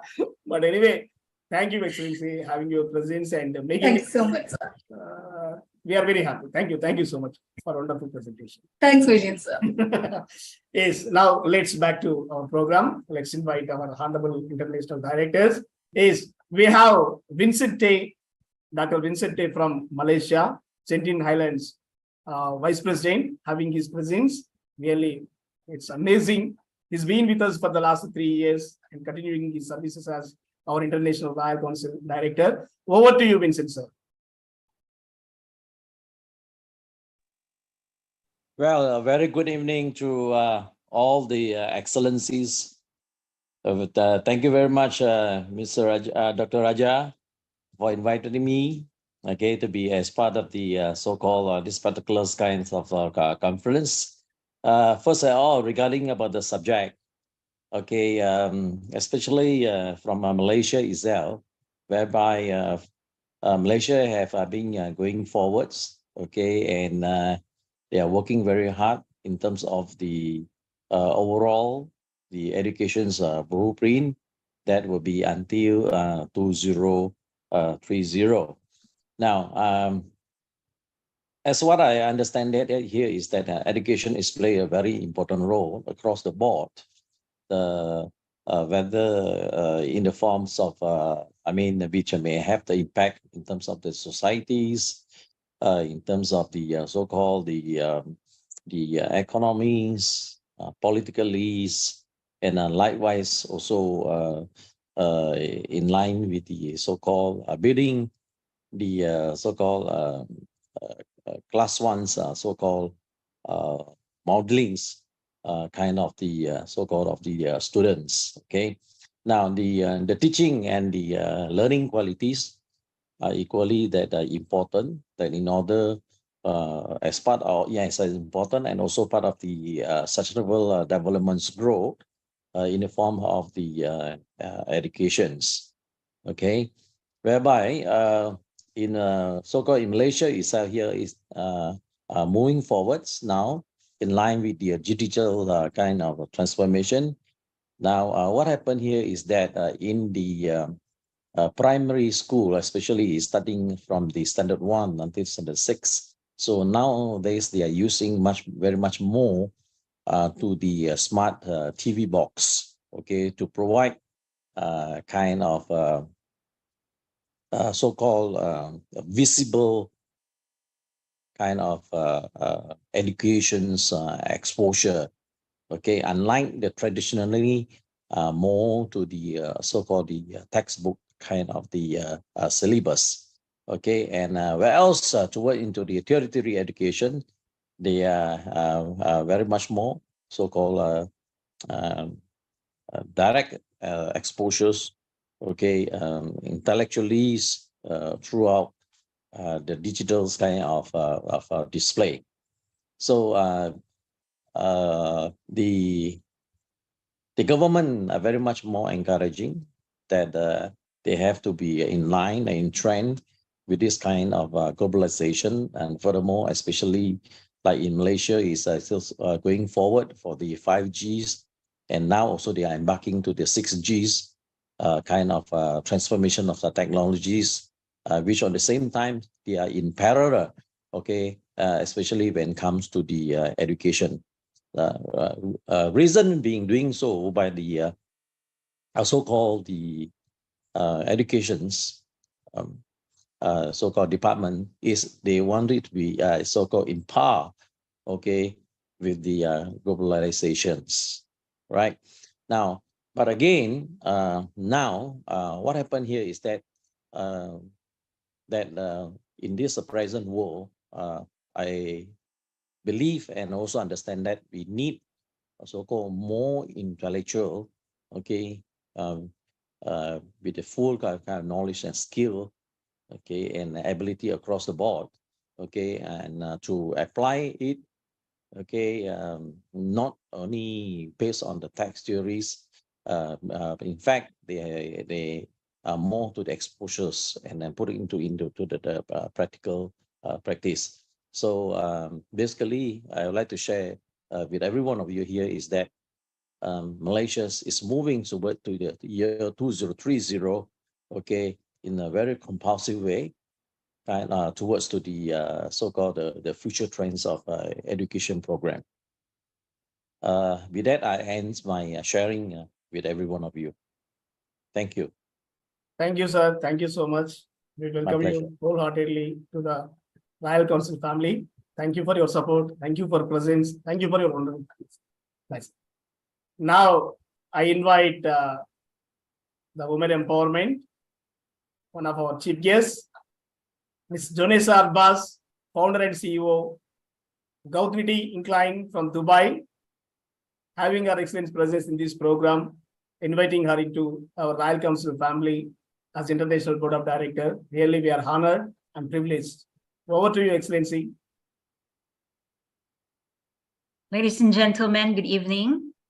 It's a great honor and privilege to be here sharing this platform and share my thoughts when it comes to global education, global Renaissance education.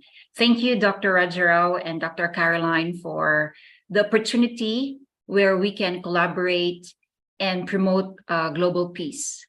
Now, as I look at the poster shared by Dr. Rajarao, I actually ask a few questions because the theme toward a global education renaissance is not just, for me, it's more than just about empowering people. It's more than just about educating people. I believe there are fundamental things or elements that need to be revived and rekindled. Now, I've been in the education sector for more than 25 years.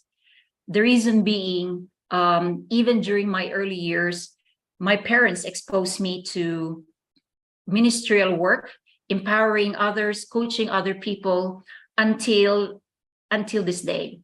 So being the founder and CEO of a global education platform that is Growthinity, I believe that all of us actually have the responsibility to continue our individual learning more than what the institution can offer us. Because if you look at it throughout history, the emphasis on education has been stressed, championed by eminent philosophers and educators. And we all know that society's advancement and transformation have for countless generations mirrored the quality of knowledge transmitted. Knowledge that transcends familiar boundaries, institutional constraints, and social conventions. Listening to the former of the previous speakers, we've been informed. We are aware that more than the transfer of skills, the world now is suffering, or the younger generation is suffering from mental health issues.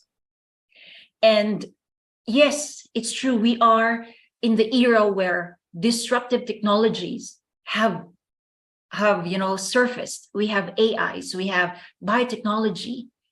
So having said that, if our education is only focused on the transfer of knowledge and skills and to go with the rhythm of the digital world, then we are missing something very essential and significant in our very existence. Now, going back to our theme, toward a global education renaissance, I really couldn't help but ponder the following questions. In fact, today, these questions ring in my head, and I wanted to answer these very questions, and that's what I will share tonight. What aspects of global education require rekindling? What knowledge may have been obscured or overlooked? We have access to information. We have Google. Information nowadays, if there's something that we don't know, it's actually a problem because we have Google. We have ChatGPT. We have everything. And the tons of information available per day is even beyond a human being, a normal human being can consume. So what is the profound truth that liberates humanity? And what transformative impacts can we anticipate in this and future generations through the renaissance of global education? Now, as an educator, as a mentor, a coach, a leader myself, a woman leader myself, I really propose that institutions, universities, and various educational platforms should consider integrating 3 vital elements. I believe these are vital into their programs, curricula, and courses. And these elements actually are things that I've discovered not through research, not by researching on Google, but based on my experience as a coach and mentor and being in the education sector for so many years. It's very important that in our programs, in our curricula, or in our courses, we include compassion and inclusivity. The teachings of the greatest teacher of all times, whom I believe is Jesus, emphasizes on love, compassion, and inclusivity. So when it comes to education, these principles connote establishing an exclusive and hospitable environment for all learners, irrespective of their background, abilities, or beliefs. Now, when he was asked, "Teacher, which is the greatest commandment in the law?" Jesus replied, "Love the Lord your God with all your heart, with all your soul, and with all your mind. This is the first and greatest commandment. And the second is love your neighbor as you love yourself. All the law and the prophets hang on these 2 commandments." Now, this passage underscores the central importance of love and compassion and how these principles should guide our interactions with others, including in the context of education. In my experience, I've noticed that most children who demonstrates or who demonstrate misbehaviors in school or at school are actually children who are deprived of love, of parental love, attention, affection, compassion in their homes. During the first 7 years of a child is very critical. We call it the formative years. Now, if during this time the child is not raised properly, whatever he does as he grows old, it will always show up. And only when we as educators, we as leaders, we as mentors, we as advocates, showcase this love that is divine, supernatural, love that we call agape, then that we are facilitating the child to experience transformation beyond he or she can imagine. So this agape love that is demonstrated by Jesus himself, I believe has impacted, has changed the world. It turned the world upside down. Now, education with significant impacts should nurture, I believe, should nurture empathy and promote a sense of community among students by encouraging them to understand and take care of the needs of others. I do believe we need technology. We need our students to be competent, in the realms of digitalization, AI. We need to upgrade our learning every now and then. But when we truly care for the person's needs, then that is real impact. And if only we can inculcate that in our schools, in our institutions, we are raising a new generation where empathy and inclusivity are very apparent. This is the kind of society the society that can address mental issues. When a person is truly loved and understood, the person will experience mental well-being, emotional well-being. I'm a strong believer of that, especially in my field as a coach. I've met people who suffer these things, and they have brought these traumas even unto adulthood, and how these traumas have affected not only their personal lives, but more so their professional lives. Secondly, I believe that our courses, or every institution, every platform, educational platform, should include empowerment and personal growth. Now, we have heard these terminologies over and over again. We need to redefine what empowerment is. We need to redefine what growth is.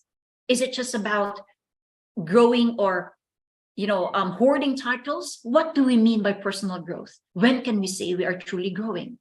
What is holistic growth? On numerous occasions, the greatest teacher empowered individuals to achieve their full potential. And in relation to education, this implies recognizing each student's unique talents while providing adequate nourishment towards achieving such potential. I love these two words, educare and educere. These two Latin words are often used in education. Educare is the root word of the word education. It means to train or nourish. In the context of education, it implies the process of nurturing and guiding a person's intellectual and moral development. Education is not just about imparting knowledge. This is what we all are saying. We all believe that education is about cultivating character and values. Our schools, our institutions, universities are doing this. But the second form is something that we need to strive to impart to our learners and even to us. This is educare, which means to lead out or to draw out.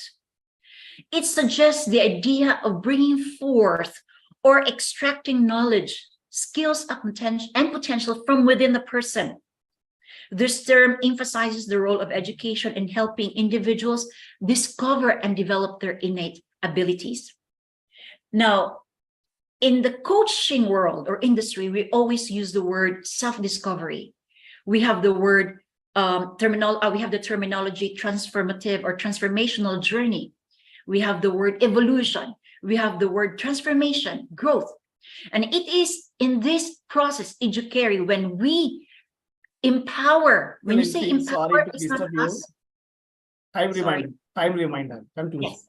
So Thank you. it is actually to enable the person, empower the person. Enabling is something when we solve the person's problem, but empowering is allowing the person to solve the problem by himself or herself based on the skill sets, the knowledge that he has or she has. Both concepts are integral to the holistic process of education, where individuals are both guided and empowered to reach their fullest potential. Now, I know because of time constraints, I may not be able to give the third point exhaustively or profoundly, but I'd like to quote this or mention this. The third point that I would like to say or convey or really encourage is to include God-centeredness in everything that we do. Because when we are God-centered, we will understand what true empowerment and personal growth is. Now, under God-centeredness, I believe that it's important we seek God above all, as more than anything in this world. We prioritize our relationship with God above all concerns on a daily basis. It's very important that we understand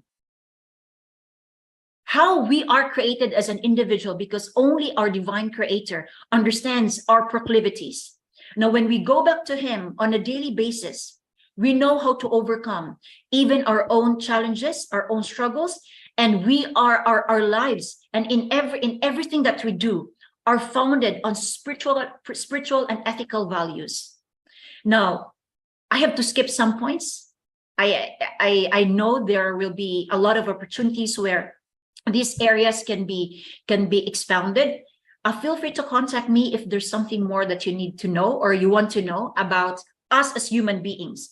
Because I believe when a person is strongly founded and whose life is anchored on the divine source, we will not experience this, what we call, mental illness, or if not, we will be able to overcome or solve mental issues. We don't have problems with drug addictions or any vices that's very harmful to the society. They promote criminalities. It's when God becomes the center of our lives. Now, education based on these fundamentals entails creating an inclusive environment that fosters empathy while recognizing each student's unique talent, coupled with imparting spiritual values and ethics. This will ultimately lead us closer to creating better societies filled with enlightened minds who exhibit elevated levels of compassion. As I end my speech, I encourage everyone listening tonight and those who will be watching this recording to seek wisdom and understanding through quality education, because they are more precious than silver and gold. Seek wisdom and understanding while they can be found. Thank you. Thank you, Excellency. Thank you so much. We are very sorry. We are very sorry to stop you in the middle. But all our speakers are fantastic and fantabulous speakers. So, but due to time constraints, so we are requesting you to maintain that 5 minutes. Actually, we have given 7 minutes, but now it's 5 minutes. But after 3 speakers, we have 3 speakers. Let me mention their names. Mark Anthony, Dr. Melody Gracia, and Dr. Hannah from USA. After these 3 speakers, the meeting will become a family meeting because all our Royal Council board family members will complete that program in half an hour. But these 3 people are special guests of this program. So let's respect their time and let's invite, first of all, 2 guests from USA. Mark Anthony King, Dr. Melody Gracia from USA. Really, these 2 are amazing people. Their coordination and their passion for spreading the message of peace. Really, we were thrilled during the time of world peace. And we have got one more opportunity to witness their presence. We are very happy to invite these two eminent leaders of peace, torchbearers. Over to you, Excellencies.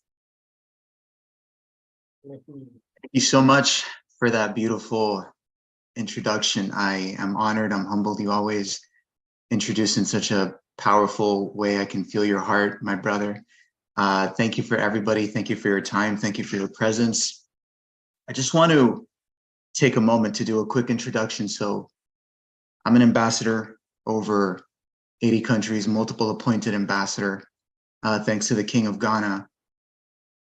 I'm a doctor. I am a multiple award-winning keynote speaker, multiple award-winning best-selling author. I am a servant at the end of the day. I'm a servant of God, and everything that I have, everything that I've done is because of him and him alone.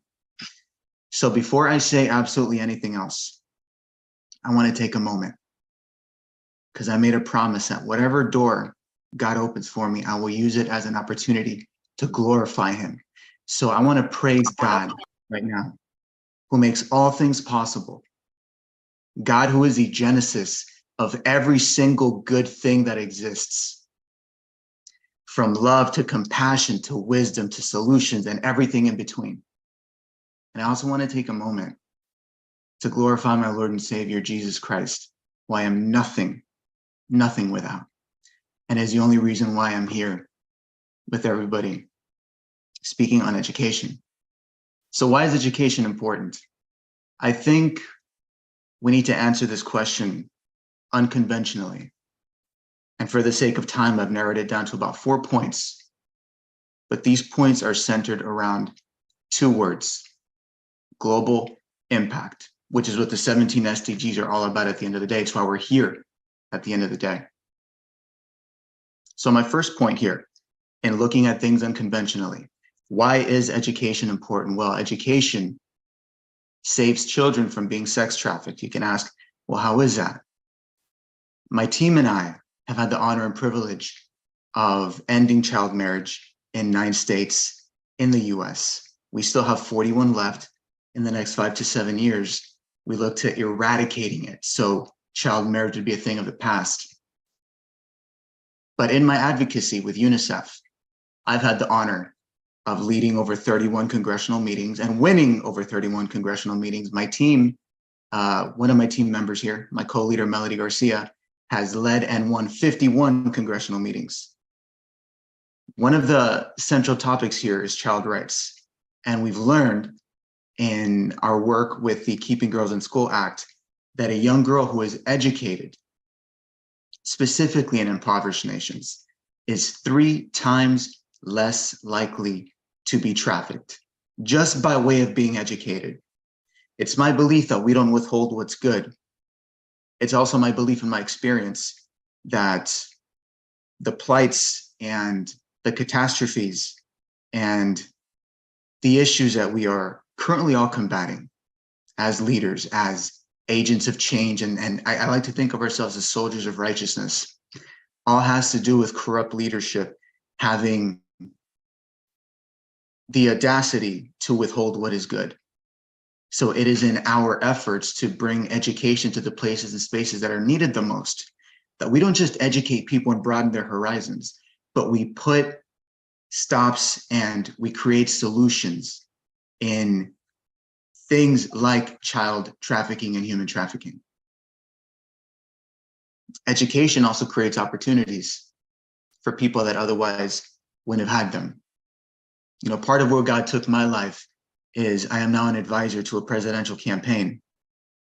And this man has established a college in Africa. And this college is all centered around entrepreneurship. So he provides an education, but unlike traditional higher learning institutions, the students don't leave with debt. The students leave with a profitable, sustainable, scalable business. And he has educated over 3,000 entrepreneurs in Africa at this point. And his university is only growing and expanding, right? Because when we put God first and we serve humanity, God tends to put us first, and he expands our territory and he expands our impact. You know, I also had the honor and privilege of using my story and my fight with mental health, of which I am one of the leading authorities on, to advocate for UNICEF. They entrusted me with being the person in charge of moving the Mental Health Services for Students Act forward. And I fought this for 2 years. I met with members of the House of Representatives and of the Senate, leveraging my expertise and my experience and my story as a means of educating Congress on why it is imperative to prioritize funding mental health. And after that 2-year battle, my friends, I was looking for a $200 million grant. What ended up happening, because when we're faithful to God, we put God first. Again, God puts us first every single time. We didn't get the $200 million we were asking for. Instead, God granted us $970 million for the mental health sector in the entirety of the United States. Bless me even beyond that, allowing me to speak about the MINDS Act, which would make mental health services accessible for about 2 billion students. And mental health is a crisis, as many, many speakers have said. Every 40 seconds, somebody takes their own life. So we need to leverage what we know and who we are, our story, our integrity, our heart, everything that God gave us to educate the masses that there is an alternative, that there are solutions. Which brings me to my next point. Education also creates hope. As I said, suicide statistics, every 40 seconds, somebody takes their own life. Think about how much time we've been on this platform right now, how many lives have been lost. It's a harrowing statistic. And the leading cause of suicide is hopelessness. That is why people end their life. That's also why the Apostle Paul said at the end, 3 things remain: faith, hope, and love. Hope is what allows us to hold on to something. I believe that hope stands for hold on, pain ends. But sometimes we become so lost in our pain, in our struggle, that we lose hope. We think there is no way out. We think this dark night of the soul is going to be ever enduring, and there's not going to be a dawn. There's not going to be a bright light at the end of the tunnel, that God won't come rescue us. The correct education can massively impact somebody's life, whether it allows them to improve their economic situation, because we do live in an economic world. But the correct education can effectively show somebody how to heal the trauma that perpetuates self-harm, that makes lives end prematurely, that robs the world of the gifts that these people had because they didn't feel they had a way out. But it also allows people to become an agent of change in somebody else's life. Part of the work that I do is I write education programs for different organizations, for different governments. And we talk about entrepreneurship because, as I said, we live in an economic world. But I speak about mental health, right? Because mental health is going to be the 3rd leading cause of death, next to heart disease and next to cancer. And the ones that are being hit the hardest are our children. Between the ages of 9 and 18 is the highest growing statistic of suicides. So we touch on mental health. We touch on how you can overcome your adversity, how you can heal through your pain, how you can use the pain that you've experienced and the obstacles that have been placed in your life as a catalyst to discover your purpose and weaponize that to be an agent of good in the world. And I think even more importantly, education allows you to do one critical thing. There are 4 destinies that we can live in this world. We can live our own desires, the things that we want to do, typically based on our own shortcomings or insecurities, the labels and expectations that people have of us, so we can live our life or somebody else's life. We can live the life that the devil has planned for us. He'll satisfy all of your desires, all of your toxic vices.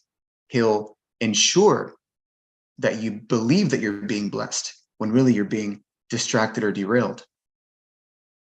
Or we can live God's plan. There's 4 different destinies that we can align with. And I used to be a very different person.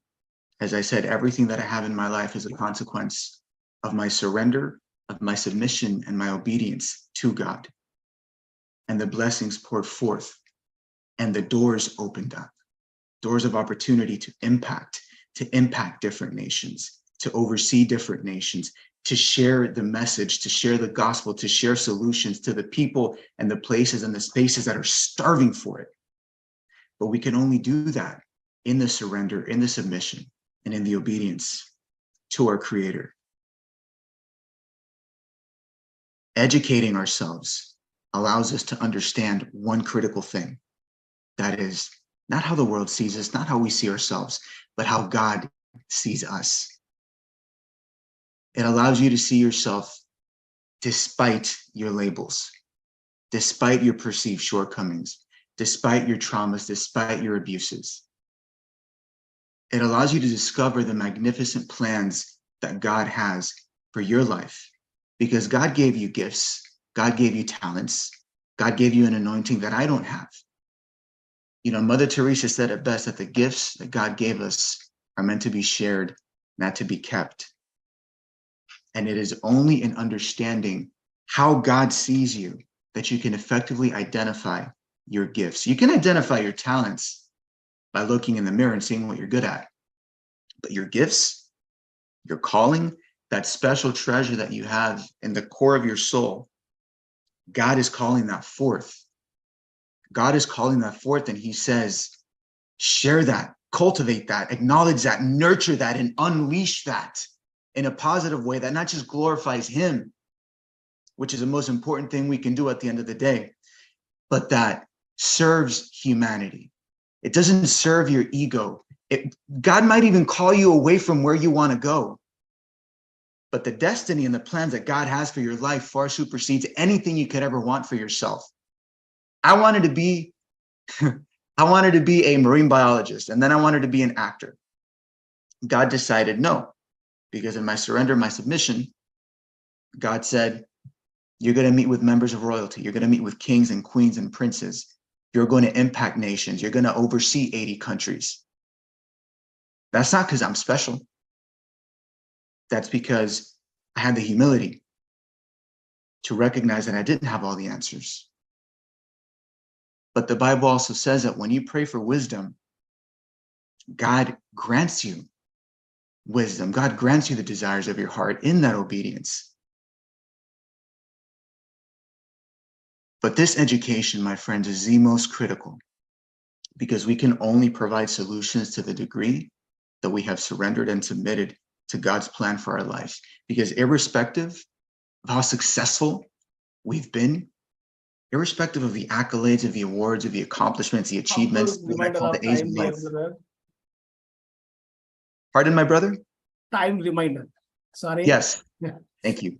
So irrespective of that, the greatest impact that we can make in unleashing the gift that God gave us and impacting the world is understanding who we are in him and who he is. You know, I'm going to leave it with Jeremiah 29:11 that says, for I know the plans that I have for your life, declares the Lord, plans to prosper you and not to harm you, plans to give you a hope and a future. So I thank you. I look forward to creating bridges between your countries and my country, collaborating and making education something that is not just accessible to all, but sustainable for every generation that's to come. Thank you. We are touched. We are touched. We are touched. Really, whenever you present something, dear brother, it touches our heart. We don't know why. Such a way you make us carry. Thank you. Really, we are honored. But today you look very different. But all your achievements. I shaved the beard. Okay, okay. That's right. Look is a bit different. But really you are king.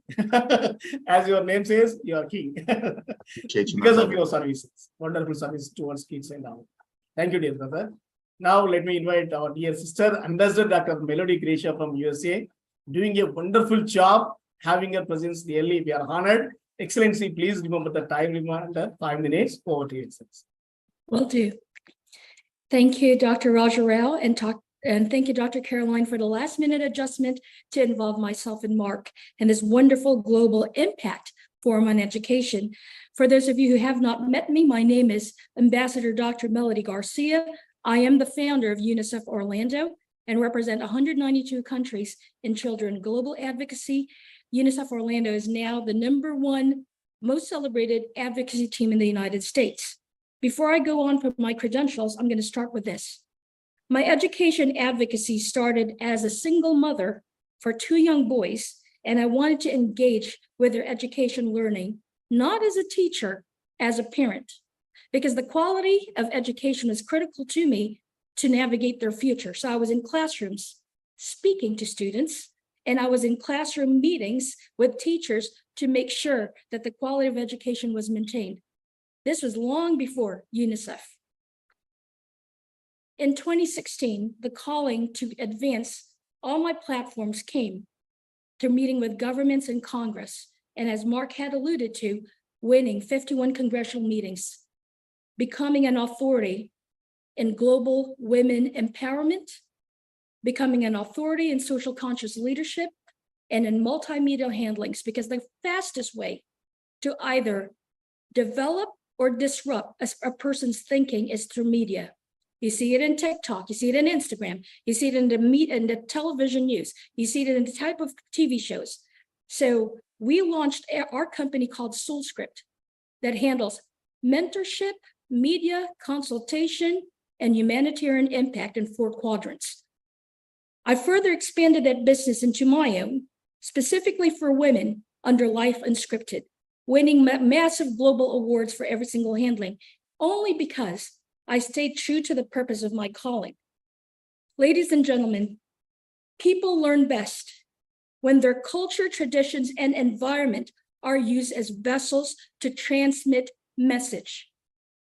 My global message to every single leader today is it's about collaboration and unity, but without sacrificing the lack of culture and the lack of our traditions and value systems that are often challenged in today's world. In America, we are hindered by education policies. In underdeveloped countries, it's about the lack of sources and resources and gender inequality. I've dealt with India. I've dealt with different nations in Africa. As Mark had alluded to, we also consult for governments in the youth development space, in the women empowerment and men empowerment education, and in a lot of different sectors that contains the 17 SDGs. Leaders, I have key points to deliver today in the limited time I have. Let's build a reputation on what we have already done and not what we're planning to do. I have stepped in too many rooms with too many plans, but the lack of execution. So I am grateful to be in a room full of action takers.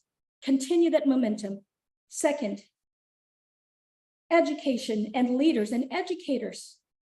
We have to do a lot of focus in taking action on quality over trends, because if you really want to talk about sustainability, then we have to focus on the quality of education being delivered to the youth. Understand that the foundation of every state of education is found in our children. The next point is that excellence is a habit. So we have to strive for the best of mentors, because when we talk about education, it goes beyond the classroom setting. It goes into the virtual setting. It goes into the mentorship out in the work field. We need to establish and reestablish and define what true mentorship is really like. The reason for my successes are because there are greater minds that speaks to mine. And I meet with them, especially in consistent basis, where God is directing every single impact space under my handling. True leaders translate their visions into reality. Stop talking about it, do something about it. And 6, if our education, and this is critical, so I'm so grateful to be in a room full of royalties and government and action takers, because if our education do not take interest in the affairs of government, then you're left to live under the rules of idiocy. We can keep blaming government, but if we don't incorporate the learnings of governance and government in our education, then they have full control instead of advocating towards it. So I am inviting everyone to collaborate and represent your inclusive platforms in reaching the ones who needs you the most. We have resources to help underdeveloped countries. Last but not the least, 2 points. We have to promote and expand education on a neurodivergent level because God created specific individual minds. Think about it. We have autism, we have ADHD. What are we doing with all these diagnoses that people have labeled and not specialized in the interest of their thinking? And I'm going to close this with one Bible verse, brother. Ecclesiastes 7:12. This was something that was written over 2,000 years ago for all humanity. For the protection of wisdom is like protecting the money and the advantage of knowledge that is wisdom, and that wisdom preserves the life of who owns it. So I will go ahead and drop our contact information because of the limited time. I appreciate the platform that you have given us to impact with our message today, brother. God bless. Thank you, Excellency. Thank you so much. First of all, we have to say thanks for the time constraint that we followed. And of course, as usually, a wonderful presentation. We are honored and blessed to have your presence and that wonderful speech. Thank you, Excellency. Now we have one more guest from USA. The last special guest and remaining all guests will come in next half an hour. We'll wind up this program. Professor Hana Siddiqui from USA, founder and board director, Agile in Education, USA. Over to your Excellency. Please remember the time constraint, 5 minutes. Thank you so much. Thank you, Professor, respected Chairman, Dr. Rajarao, and Managing Director, Professor Dr. Caroline, for the invitation.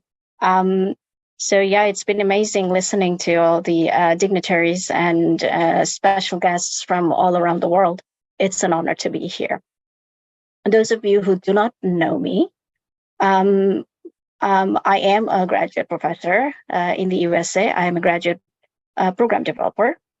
And I'm also proud to say that I am an pioneer of an innovative teaching and learning method, which is called Agile Education, Agile Teaching and Learning. So I'm referring back to our respected speaker, Dr. Melody Garcia's point that stop talking about it. It's time we do something about it. So that's what I'm going to actually share with you, my passion, my achievements, and my dreams. So, but before I go there, I have a quick question for you guys, for everyone here. Would you drive a car that is 100 years old and broken? Would you? Would you drive a car? No, right? No. Well, then, why are we using an education system that is more than 100 years old and obsolete? I begin my presentation with that message, that it's time that we change, transform education. And we change, transform education with 21st century education. I'm here to share my experience as an academic, as an educator in the classrooms with my students, the struggles, the frustrations that I have experienced as an educator over the years that I'm teaching.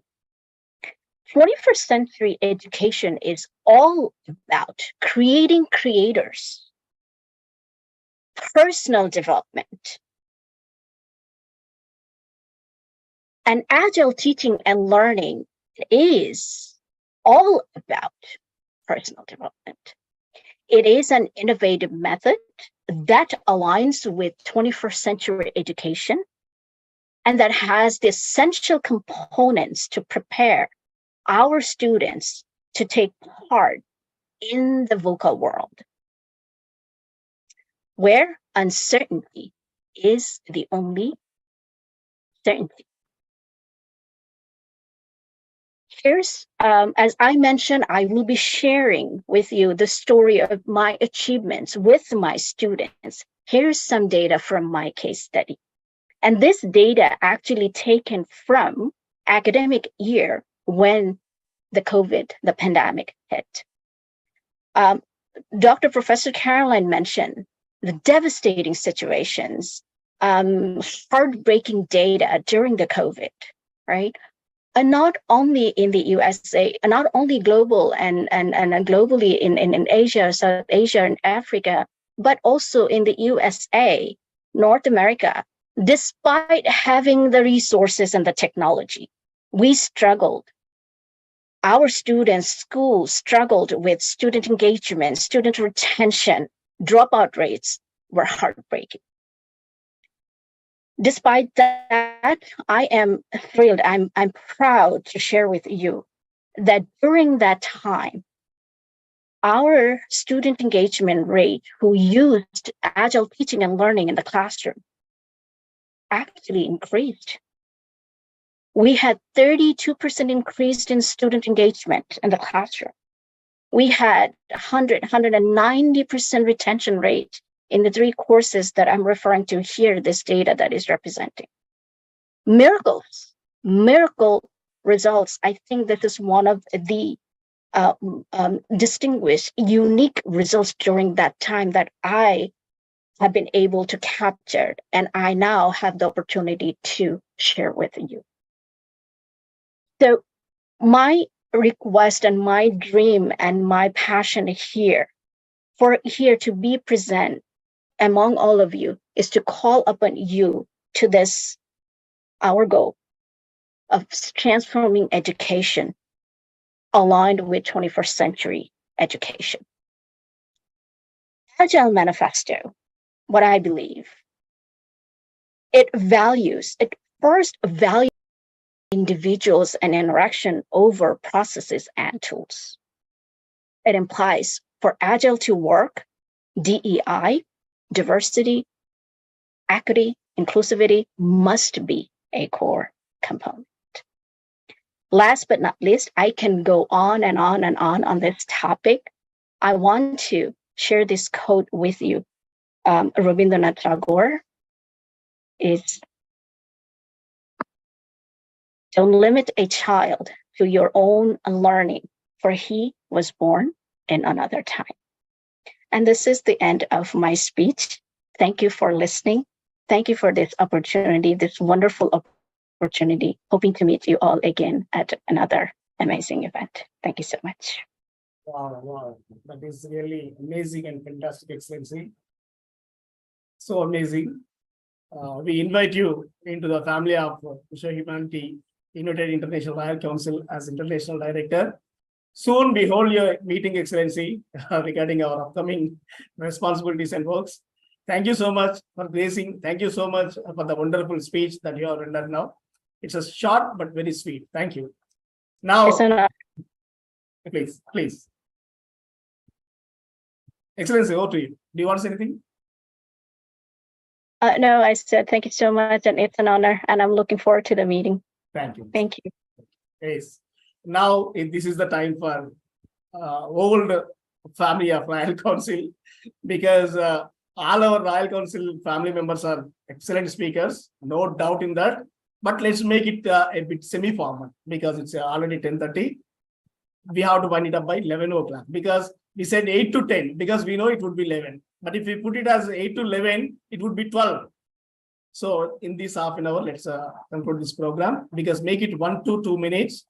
Let's say greetings about Teachers' Day. Actually, this program has to be celebrated on September 5th, but all our directors have committed with their prior commitments. So we have scheduled it to on 9th. So let's wish each other, one another on this special occasion. Let us celebrate it as a Teachers' Day. Make it a semi-formal. First, let me invite Sujata Singhi ma'am, then Elizabeth Lucas ma'am, then Karna Wadkar ma'am comes, then our powerhouse Alka Mahajan ma'am. So all our family member comes one by one, but 1 to 2 minutes. Sujata Singhi ma'am, over to you, but we are very sorry. We made you wait.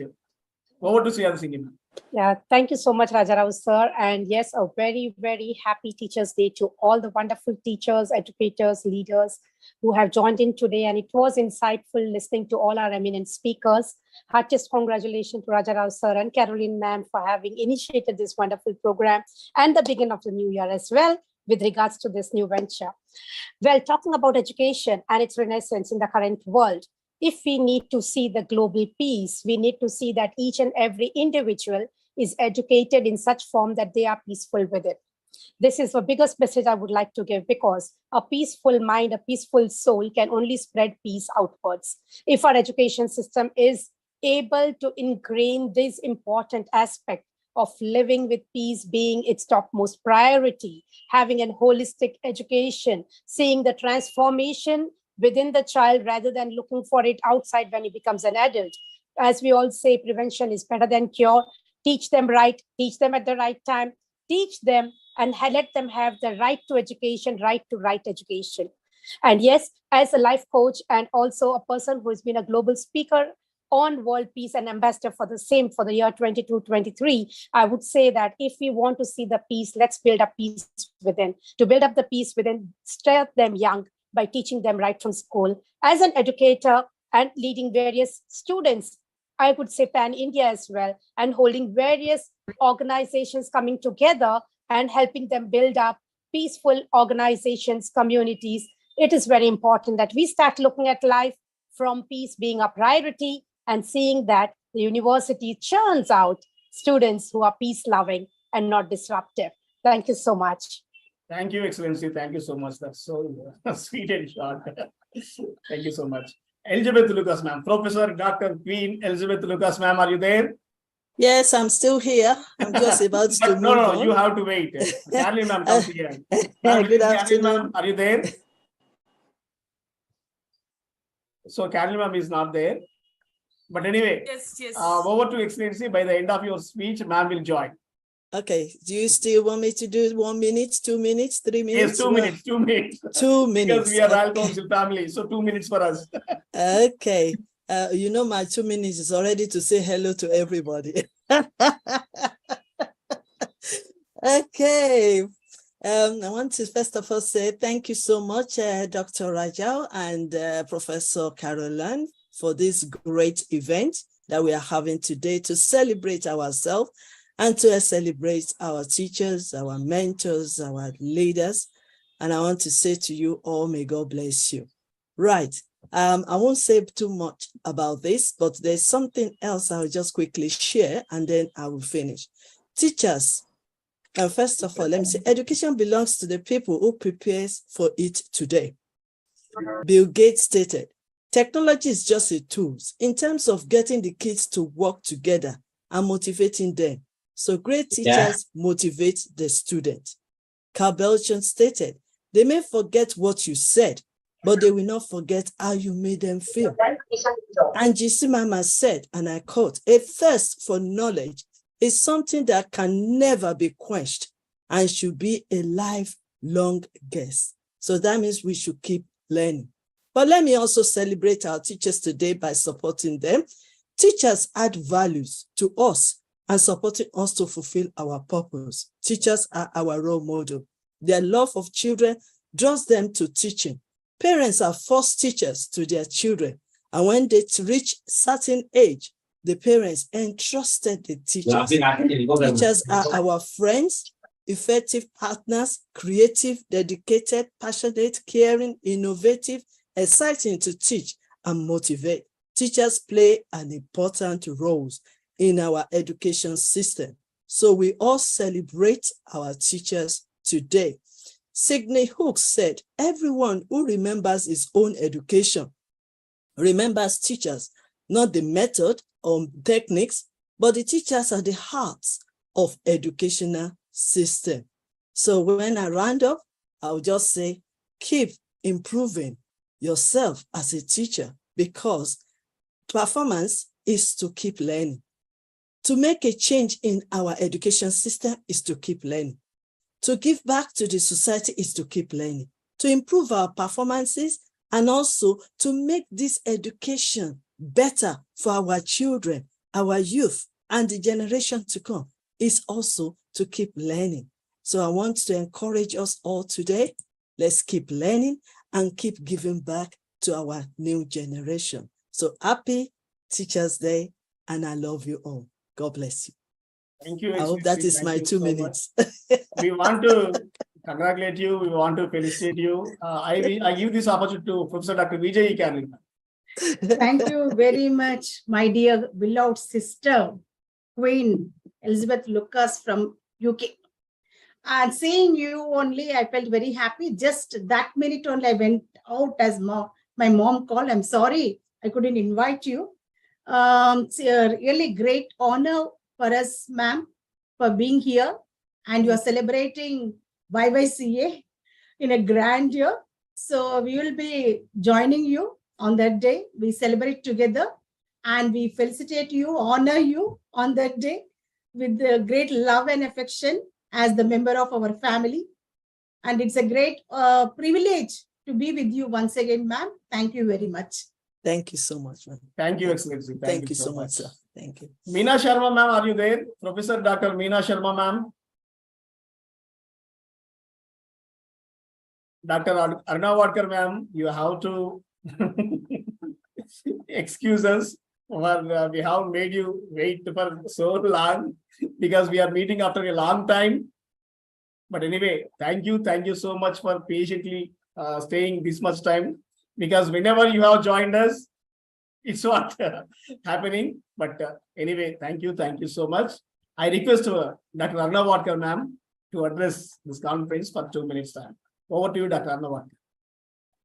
Thank you so much, Dr. Rajarao Pagiripalli and Professor Vijay Caroline. It's my pleasure always to be on this platform to share my thoughts, and I've been invited wholeheartedly, and that's what is needed.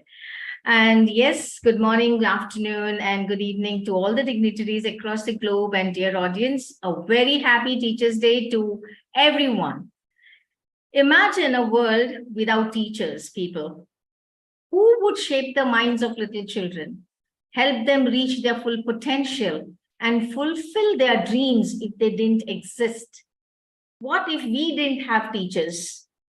Would we reach to this level of what we are today? We all are talking about education. Imagine the world without teachers.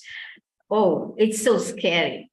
But yes, we celebrate this Teachers' Day, and we should all be thankful for our late respected Dr. Sarvapalli Radhakrishnan, born on September 5th, 1888, who was a scholar, philosopher, and the second president of India. Dr. Radhakrishnan's contributions towards education and philosophy were monumental. He believed that knowledge was the beacon that illuminated the path of progress for individuals and society alike. We always say, people, that the more we are highly educated, the more humble we become, because education grooms us in that manner. But yes, sometimes the vice versa. Why I say this? Because Dr. Radhakrishnan's humility was as striking as his intellect. And the day why we celebrate today, the Teachers' Day, is once when his students proposed celebrating his birthday, he displayed a remarkable act of modesty. He suggested that instead of celebrating him, the day should be dedicated to the honoring teachers, the unsung heroes who selflessly impart knowledge and wisdom to the countless minds and the young generation. This gesture of humility and reverence for his own teachers transformed his birthday into a day of celebration for the teachers.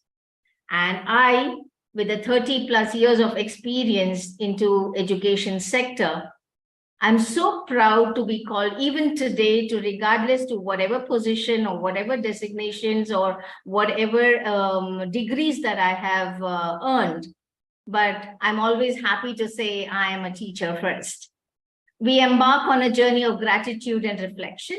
So that is where we are owing our gratitude to our teachers, and our future generation will always owe a gratitude to us because we have groomed them to that level. When we reflect on the luminaries who have shaped up our world, let us not forget the dedicated teachers who work tirelessly in the shadows, the quiet heroes of our progress, to nurture students with not just knowledge, but also values like environmental awareness, as all our dignitaries spoke about various aspects of education. Definitely, each aspect matters a lot.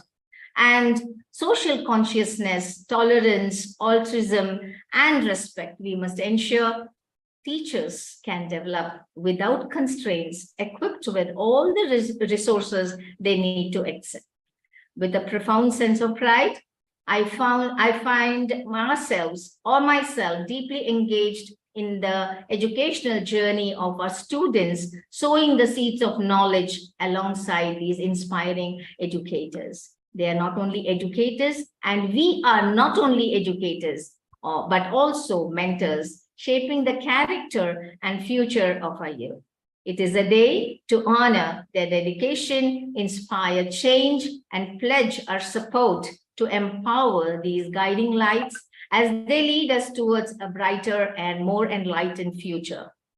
I end my speech saying that legacy is not what I did for myself.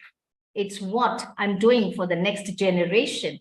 So I want to be the bridge to the next generation. Let's all make it a global impact. Thank you so much for giving this opportunity, Dr. Rajarao and Professor Caroline. Thank you so much. And it was a pleasure being on this platform. Thank you so much. Thank you so much, Excellency, for bringing Dr. Sarvepalli Radhakrishna into this program. So always never to forget. We are missing a noble soul, but you come with something special. That is the special because now we feel like it's a Teachers' Day. Otherwise, it is a research conference. But I think this angle, it's so good. We are very much happy with your presence and with your presentation. Thank you, Excellency. Dr. Alka Mahajan, ma'am, can you please switch on your video? Meena Sharma, ma'am, are you there? Dr. Meena Sharma. Hello. Yes. The source of vibrant energy. Hello to all the powerhouses of knowledge, and a big thank you, gratitude to you, Dr. Rajarao, and to you, Professor Dr. Caroline, for organizing this absolutely fantastic summit conference celebrating teachers, nurturing a better world, a better future. Well, since we are family, and I've heard everything about mental wellness, about education, about 21st century skills, about leadership, about communication, I want to do this little differently. So I'm going to wish all of the lovely powerhouse of knowledge, erudite wisdom, teachers, coaches, mentors, agents of change, change leaders, transformative leaders, mindset leaders, a very, very happy Teachers' Day. And yes, you know what? We need to learn just one thing, that while we as teachers, as educators are doing a Herculean task of nurturing young minds, we need to always be lifelong learners. Why I say this is just today, one friend of mine who's also a teacher, who's also an educator, told me that she was very upset. And I asked her why. She said that, her daughter has found this young man, and she's hell-bent on marrying this guy, and we don't like him at all. And I was actually wondering to myself, where are we and which planet do we belong to? Now times have changed tremendously. It's like North Pole, South Pole. I mean, we need to respect our youngsters for the choices that they make, right or wrong, good or bad. We can guide them and we can take them up to a point, but after that, they need to find their way forward. This is something that we need to remember, and this set me thinking that we need to be lifelong learners. But yes, at the same time, if we want a happy planet, we need to ensure that our teachers are applauded, are appreciated, and are acknowledged. Thank you so much for applauding me, Dr. Raja Rao and Dr. We Caroline. have to Thank say you so thanks much. for giving Thank us you that to energy. everyone. You're all remarkable. Thank you. Thank you so much. Dr. P.K. Rajput sir. Hi, sir. Very, very good evening and good afternoon. Sir, you have to say sorry first, sir. No, nothing like that. Because you joined at 8 p.m., you know, you have traveled all the way from Leh to Jammu Kashmir to Delhi, I think, Mumbai. Sorry for... No. I like to say then when you respect somebody, then the miles away is just a feet away. And when you don't respect somebody, then single 1 feet is a miles away. So a lot of respect and a lot of gratitude to you and to Professor Vijay Caroline ma'am and so many wonderful personalities which I'm able to see, because I was very happy that there was a gap of 8-10 days and I was completely out because that area I was not able to speak to many of the personalities. Anyhow, I was listening so well about such a great people. And today this conference which was there, the Global Educational Alliance. So I like to highlight one thing because there are two important things that are happening in India. One is the G20 summit, right, which is making us proud. And second thing is your international conference, which is again igniting the things. Here I like to add one of the wonderful wordings of our respected Prime Minister, which I like to tell to other eminent personalities here. What he said, the base of growth is the initiative of the connectivity for today and future. I repeat, the base of the growth is the initiative of the connectivity for today and future. And today you are connecting with all the eminent personalities across the globe. And that's why we are going to grow in the way that is required. Since we talk about such a wonderful part of the global education alliance, which is focusing and transforming the education in a global scale. And there are few things are there which is very important. And I like to put it here. Though many of the speakers, they have spoken about so many of the wonderful things, I would like to touch only 5 points which are very important. Global perspective, because it emphasizes the importance of the global awareness and understanding the education, while promoting the cultural competency, which is very important, fostering the empathy and developing a sense of global citizenship among students, because we talk about Vasudhaiv Kutumbakam. So that's why it is a global citizenship is required. Second point is, we talk about the 21st century skills, but I like to add it here, that the world is changing very fast. 80% of our things are going to change in 5 years of the time. If you just see, and again, you will see after 5 years, how we are going to get change. So what is going to happen by 2030? 21st century, still we have 6 more decades are there. But let us talk on this, which is going to help to build the people and the rapidly changing global landscape, which will include critical thinking, creativity, collaboration, communication, and digital literacy, which is a need of the hour. Then equity and inclusion, because it always emphasizes the importance of providing equal educational opportunities for all the students, regardless of their background or circumstances, which is very important because we don't know which person is which the child is extremely brilliant and the child can bring a lot of things on the table. Technology integration, because today we talk about the digital tools, we are on the AI part, we talk about the AR, VR. It is very important that how technology is going to add about the thing. I was listening about the Mr. Deepak sir, who was talking about the technology, he was talking about the virtual university.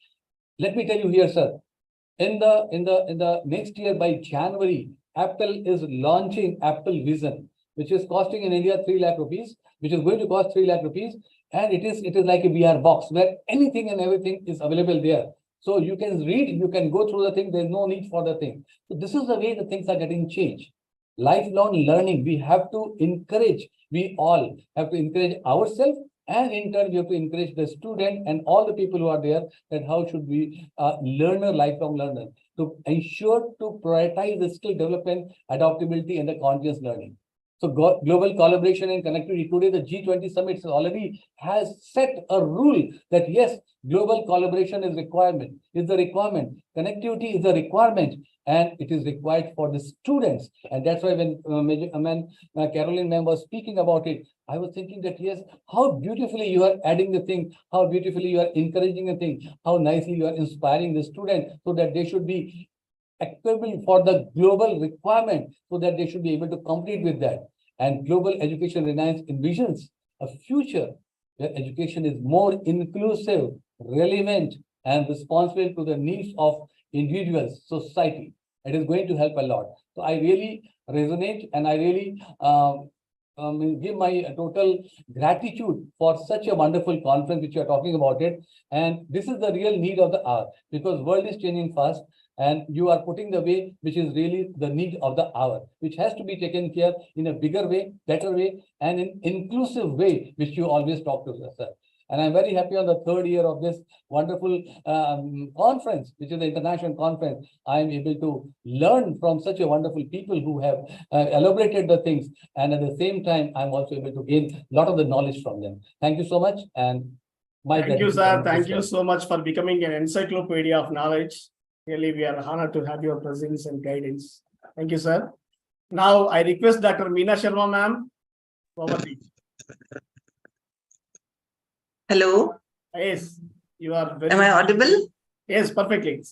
Yeah, sure. I'll just take for 2 minutes. I'll finish in 2 minutes because I know we don't have very less time. So first of all, I would say thank you so much, Dr. Raja Rao and Dr. Caroline for organizing such a wonderful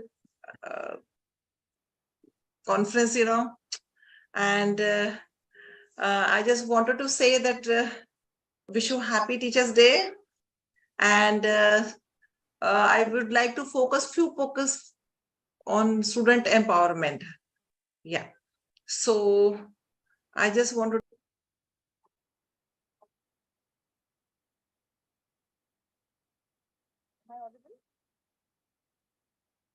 Hello. Yes, Excellency, you can now. Okay. So I would like to add only a few points that is empowerment. Technology, right?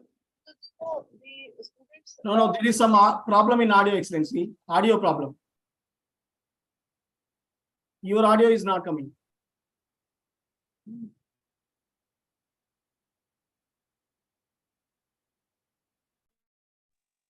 Am I audible now? Yes, perfectly. Okay. So I just wanted to share a few points. I will finish in 2 minutes only.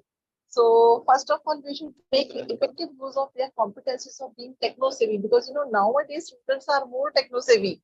They are very familiar with the gadgets. So we can make all teaching interesting and engaging them on their gadgets. Then secondly, I would like to focus on understanding the generation gap. We should understand the generation gap so that they don't apply and accept what happened to our generation, rather than we have to adapt their lifestyle. We should make them feel that they belong to our generation. Third point I would like to say here that is their ability of multi-talented brains because nowadays students are multi-talented and we have to keep them always busy to avoid their going haywire. And then we should not control them too much. They don't like it. So rather than we have more absurd freedom to give them, the more they shall be productive. When you see that nurturing empathy and differences are very important because we should teach them diversity, equity, inclusion, cross culture, and understanding. Because after globalization,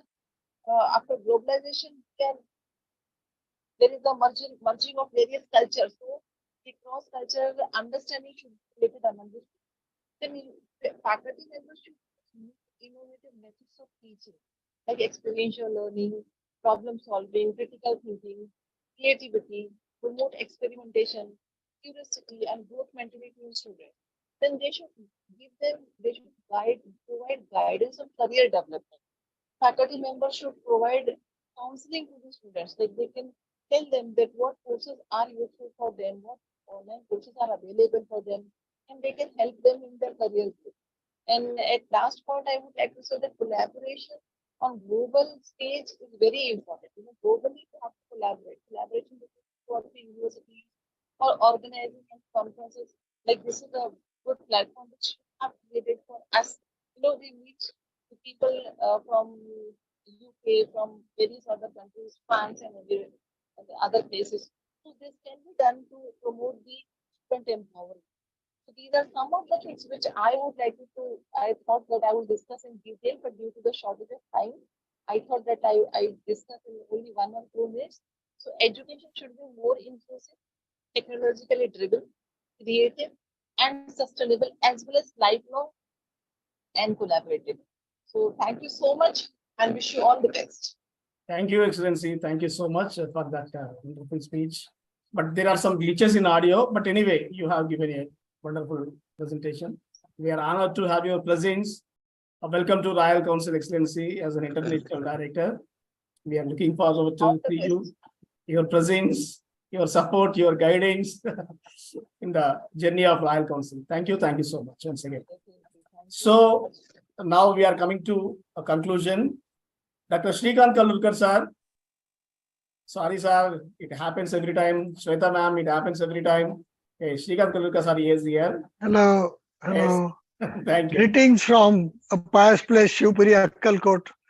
We are here to train 200 teachers of Agnihotra before December who will spread the message of peace and love throughout the world.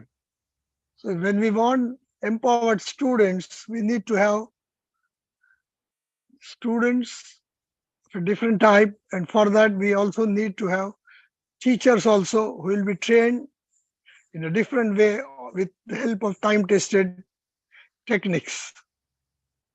And this is the beauty of our country. And with Indian ethos, we'll be able to do so. Thank you very much. Thank you, sir. Thank you so much. तुम लोग यहाँ थे ही नहीं, कोई भी मैं बताती कैसे। Shweta ma'am, over to you. Sweety को बोलना है हो गया, ये तो दोनों एक ही शक्ल के लग रहे हैं, एक ही है। Shweta ma'am. Namaste everyone. Thank you Yes. so very much, sir. It's always wonderful pleasure to be here. And I would like to thanks to you and to Kelly ma'am. And it was really, it was pleasant listening to all eminent speakers. I will start with this beautiful quotation. The change is the end result of all true learnings. And when we are talking about learning, so learning of both, as sir said, teachers and students, on the international, on an international scale, through its suite of integrated and blended form of teaching methodology. So I think by this they will help understand what the world's requirement from the present generation, because as we can see the fast phase of development where things are developing in a second, so everyone has to be quite learned. The teachers also to be learned, because to understand what's the the requirement of country's government, because then only the commercial can be enhanced. If we are talking about the changes directly or indirectly, it's going to empower or increase the financial aspect also. As the eminent speaker already mentioned that the collaboration method is going to happen, the G20 is going also to bring different kind of opportunities for all of us. But from the base point, as is a we are celebrating Teachers Day today, related Teachers Day to all of you, and I think the teachers are going to help the students to learn and understand more, and how it can happen. First important thing, to understand potentiality of the student. Second important thing, understanding the teacher's interest. So it has to be in a selective way. And third important thing, what are the requirements like government taking from us, what exactly they want from us, and we have to design the curriculum as per the industry requirement. When I talk about the industry, it's both national and international. Now, if I talk about India's educational system, so already Ministry of Skill Development, they have come up with different kind of schemes and NSQF level, that is national skill qualifying frameworks. And they do have 36 sector skill councils. These sector skill councils focused on on the complete overall development of the personality in a way where everyone can be empowered in the true sense by either they can be entrepreneur or they can seek job and they can be in good place. So I think the education system to standardize and to map and to properly assess the system has been developed where the NSQF implementation is really important in, I think, in each colleges and schools, by which everyone would understand this and can help to recognize that yes, this is the level of achievement one has got, and with the certification I think the student will be able to be certified nationally and internationally, and people will understand at the time of interview also. It will help with the national and international companies to understand and map the student overall, the caliber. So I think this kind of change can we can already is there. We have to implement in each college and school. And the last but not the least, we have to upgrade ourselves. And I think this platform, as you said, already have started the international way of learning, where all are coming, all the country, all eminent speakers from different areas, and they are coming and they are presenting their point of view. I think that can help to develop a sense of enhancement and new development of the new opportunities and aspect, because I think the opportunities via the financial aspect can only change the world what we are looking forward to. And I think by true learning it can happen. Thank you to all of you. Namaste. Thank you, Sridharji. Thank you so much for the wonderful speech. We have 3 gems. In 5 minutes, the speeches will be completed. Dr. B. Ebenezer sir, Dr. Balakrishna sir, Mithurakundu sir. Actually, we made them wait for so long because they can wait. So I invite Dr. B. Ebenezer brother. Please, concise, make it short and sweet. Over to you, Dr. Ebenezer brother. Next, Balakrishna sir, please be ready. Yes. Yes. Thank you. Thank you so much, Dr. Raja Rao, and thank you so much, Dr. Caroline, for this opportunity. We are talking about, the global renaissance of, celebrating education. We have been talking about the taught, but we are not talking about the tutor. So I felt, I should like to throw some light on the importance of, creating a better platform for teachers, because a happy teacher makes a happy student, a peaceful teacher makes a peaceful student, and a wise teacher makes a wise student. So 3 things I would like to just say is the happiness quotient of a teacher is very important for creating a happy classroom. We know that, we say classroom is like a temple or it's a holy place. So teachers leave all their, issues, all their problems, all their, troubles outside the door of the classroom and they enter into the school.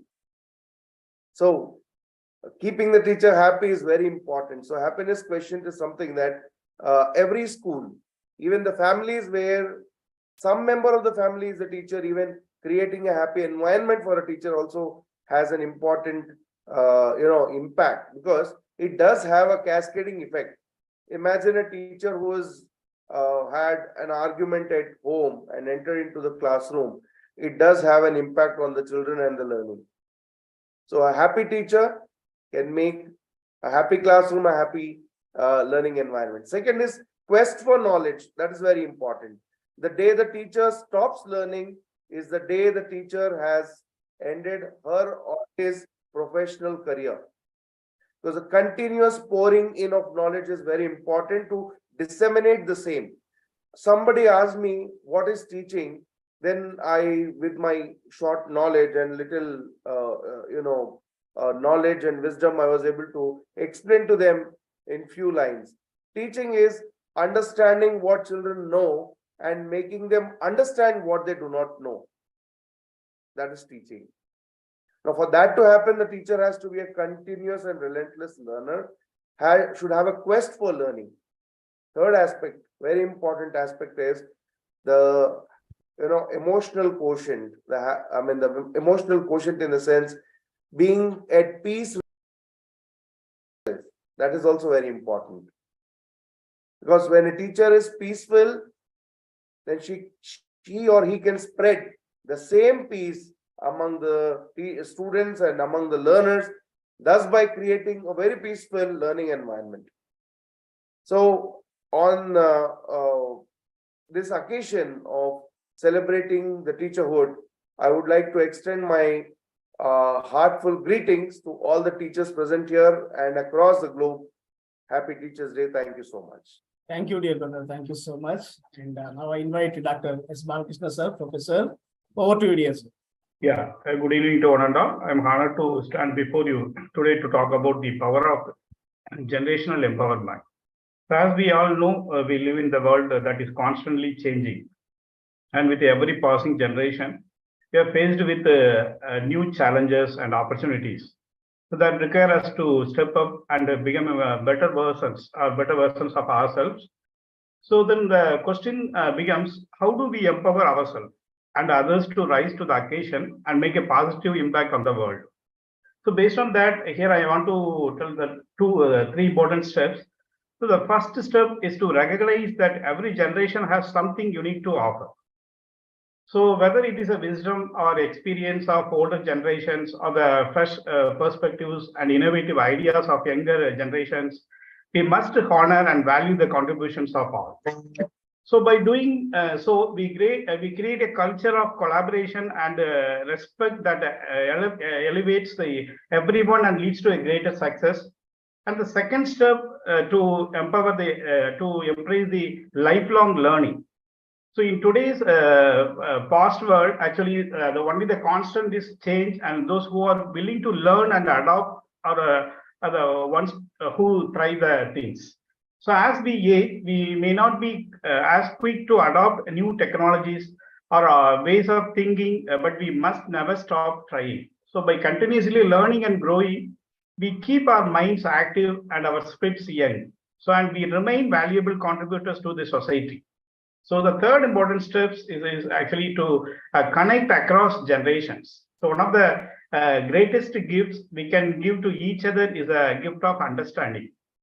So by bridging the gap between the generations, we can better appreciate each other's perspectives and experiences, and we can work together to create a bright future. So whether it is through mentorship program or any kind of volunteering efforts, we can build the connections that empower us all, make a meaningful differences in the world. So finally, we must recognize our own power to make an impact. So the no matter our age or our background or whatever it may be. So we all have something unique to offer, and we can all make a difference. So that's why we must never underestimate our own ability to create changes. So in conclusion, so the key to empowering generation is to honor the contributions of all. We have to ensure the lifelong learning and connect across the generations and also recognize our own power to make the impact. So thank you so much. Thank you, dear sir. Thank you so much. Now I invite dear brother Mithun Kunduji, the king of sports. Over to you. Sorry, dear brother, for making you such a long time. Over to Mithun Kunduji.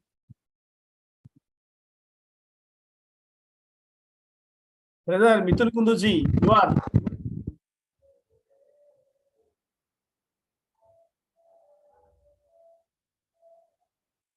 Hello. Hello. Yes, audible, brother. Please carry on. Yes. Thank you so much. And this is a great pleasure and to giving me opportunity, and thank you. Physically, you give me the 2 minutes. As a sports person, 2 minutes is everything I can change. Right? I'm a sports psychologist as well as a mental toughness trainer. I listen so many great people's, so many great speech today I have heard. So first thing I believe in as a education, there are two kinds of education. There's a formal education and the self-education. You have a educated, but you have a degree, you have everything, but you don't have any manners, you have respect to other people's times. You just, I saw in entire sessions, great people are going.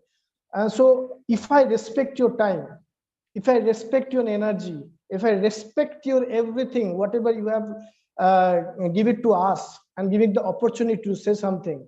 So we are always bound to things. If I teach someone, first we follow the system first as a teacher. Because we are mental toughness trainer, we believe the thing first motivations, then things self-confidence. I am not trying to prove who I am. I am to serve to nations. I am the servant. I'm a very simple and a very human person. I'm a sports psychologist. And my nature to always self-talk, do more. Thank you so much, sir. Thank you, brother. Thank you so much. And please make your contribution to Royal Council in Sports also, because you are the head of sports. We welcome you and we are expecting your contribution. Thank you, brother. Last speaker of the day, Teacher Razolu Caroline ma'am from Nagaland. Over to you, Excellency. Hello, everyone. Am I audible? Yes, perfectly. Okay, thank you so much. It has been an amazing event listening to all the wonderful speakers. What I just wanted lately was a motivation. I was wanting, I needed some motivation. And I am so happy that I attended this session because it was very soul-filling, as well as it's like finding an answer to most of my questions that I have been having lately.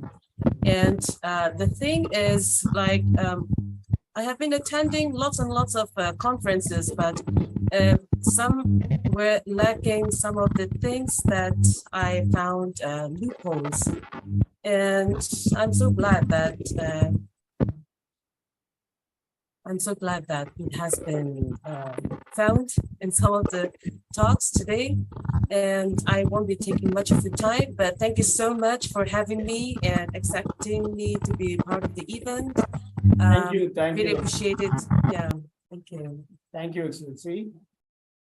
Just before going for vote of thanks, I request Professor Dr. Vijay Kali ma'am for 1 minute concluding remarks. Then I will go for vote of thanks. Then the program will be officially concluded. Over to Kali ma'am.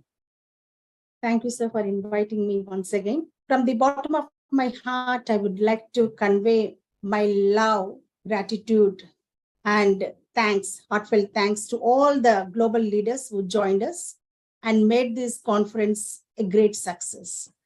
I'm listening to each and every eminent speaker. I have been motivated, inspired by your messages. And really, I have learned a lot, and I have imbibed a lot of knowledge and wisdom from your speeches.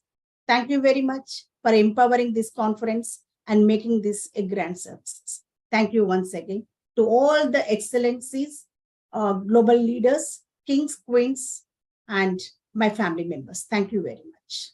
Thank you, ma'am. Thank you so much. Parin Somani ma'am, are you there in the group? Are you there in the Zoom? Dr. Parin Somani ma'am, she told me that she would join in 10 minutes, but I couldn't see here. Dr. Parin Somani ma'am. So if she is not there, now we are going for vote of thanks.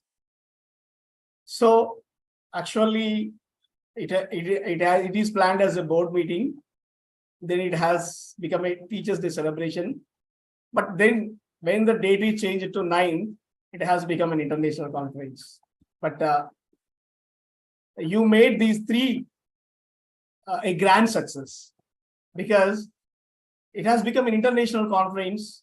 As our speakers are speaking, really the knowledge they have, the wisdom they have, really that's fantastic, because we are supposed to stop them as they are speaking. Really, that's what happened today, but it didn't happen earlier. But anyway, we are glad, so glad. The program is a grand success. Nearly 50% of the speakers didn't speak due to time constraints, but I apologize for that, because these things will happen when there are more number of speakers. This happens, but anyway, it's a grand success. And some speakers had to join, but we couldn't because it's already 11 process. So we are starting vote of thanks. So first, we are going with Professor Dr. P.K. Rajput sir. Thank you, sir. Thank you so much for, you are the first one who joined in the beginning with Alan sir, and you ended up till this time. Thank you, sir. Thank you so much for your support as an international director, as a guide, advisor. You have played many dimensions. Thank you, sir. Thank you so much. Sir. Then Vincent A. sir, you are a gem, sir. You are a gem. Whatever the topic it is given to you, without any preparation, you will speak hours together. Vincent A. sir, we are honored to have your presence in the Zoom and in Royal Council. Thank you, sir. Thank you so much, sir. Yeah, it's my pleasure. Thank you. Then Mark Anthony, brother, today you are the soul of the program. You brought that spirit to this program. Really, we are honored and humbled the way you have narrated the story in both ways. Thank you, dear brother. Thank you so much. We are honored to have your presence. Then An honor, sir. Thank you, my brother. Thank you. Ambassador Dr. Stephen, brother, thank you so much for your presence. Then Donesa Abbas, ma'am, you added so much beauty to the program. It may be physically and psychologically in many ways, the way you have narrated from beginning to end, that went in a fantastic manner. Really, it has brought an international conference look in professional manner. So really, we are honored and humbled to have your presence on this special day. And the research you have done to present on this, and the struggle we felt to stop you in the middle, really, you did a fantastic job, and accept our apology, and we'll meet again. Thank you, Excellency. Thank you so much, Donesa Arbas, ma'am. Really, we are honored. Then Dr. Aruna Wadkar, ma'am, really, you have given a new dimension. You have given a new dimension to the program. Really, we are thinking that we have forgetting the root of this program. But at that time, as you are a leader and administrator, you are always doing that. But today, you have brought the paradigm shift to this program. Thank you, because there it crossed the path and you have the history go. Thank you so much. Thank you, Excellency. Thank you so much. Then Poonam Goti, ma'am, thank you for joining. HRM Queen, Eden Prime Minister. It's not too much. Thank you, sir. It's high soon. Can you please switch off your audio? Thank you, sir. Thank you so much. Yes. Queen Eden, ma'am, thank you, ma'am. Thank you for joining, being a Prime Minister of Birland State, a humanitarian country which is going to exist sooner. Really, the way you are doing the service to Birland and being part of Royal Council and taking this program from beginning to end, and your narration as a teacher, because everyone has remembered their days as a teacher. Even myself also on September 5th, I posted a pic when I was a teacher. Really, you brought those memories with your poetic narration in this program. Thank you, Excellency.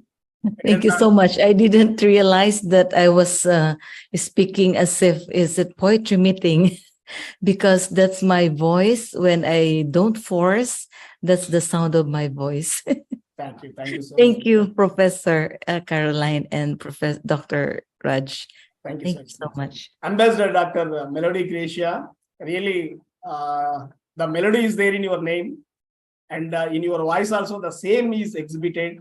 Really, we are so honored. That's so short and sweet, and it has driven to the point. Thank you, Excellency, for joining. Thank you for that beautiful presentation that you have rendered. We are honored to have your presence. That's so. Thank you, Excellency. Dr. We're Melody looking Gracia. forward to working with you, brother. Then Mithun Kundu, brother, you have given a job. Remember that you have to make our Royal Council proud in sports department. That's on your shoulder. Thank you for the wonderful speech. Then Professor Dr. Meena Sharma, ma'am. Thank you, ma'am. Thank you for your support, guidance, joining, presentation, speech, and for everything. Thank you. Thank you so much.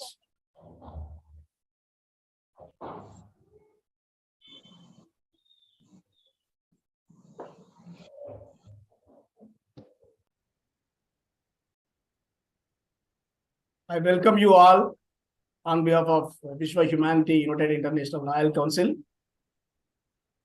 towards global education, renaissance, an international conference. on the occasion of Teachers' Day that India is celebrating on 5th September, but we are celebrating this Teachers' Day on 9th. Today we have a special guest, an international guest, a spiritual leader, producer, director, an empress, queen, Her Imperial Majesty Ilham Madani from Canada. Having Her Majesty on this special day as a chief guest to this program, we are honored and blessed. And one more announcement, Her Majesty is a patron, chief royal patron of Vishwa Humanity United International Royal Council. Now, I take this opportunity to invite Her Imperial Majesty Ilham Madani to address the gathering. Over to you, Majesty.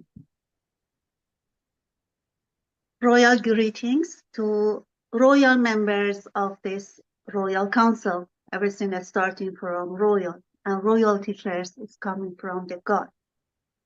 And thank you, Dr. Raja, and all the chairwomen and associates and the groups, ambassadors, and everybody that joining or have already joined. This is a blessing day that we are celebrating again together stronger than earlier. We started years ago, but I can see a prospective, amazing, positive energy all going on all the social media and the platform, everybody that joining you, Dr. Raja. This is a blessing day for me to join you as the Imperial Grand Patron of this beautiful organization.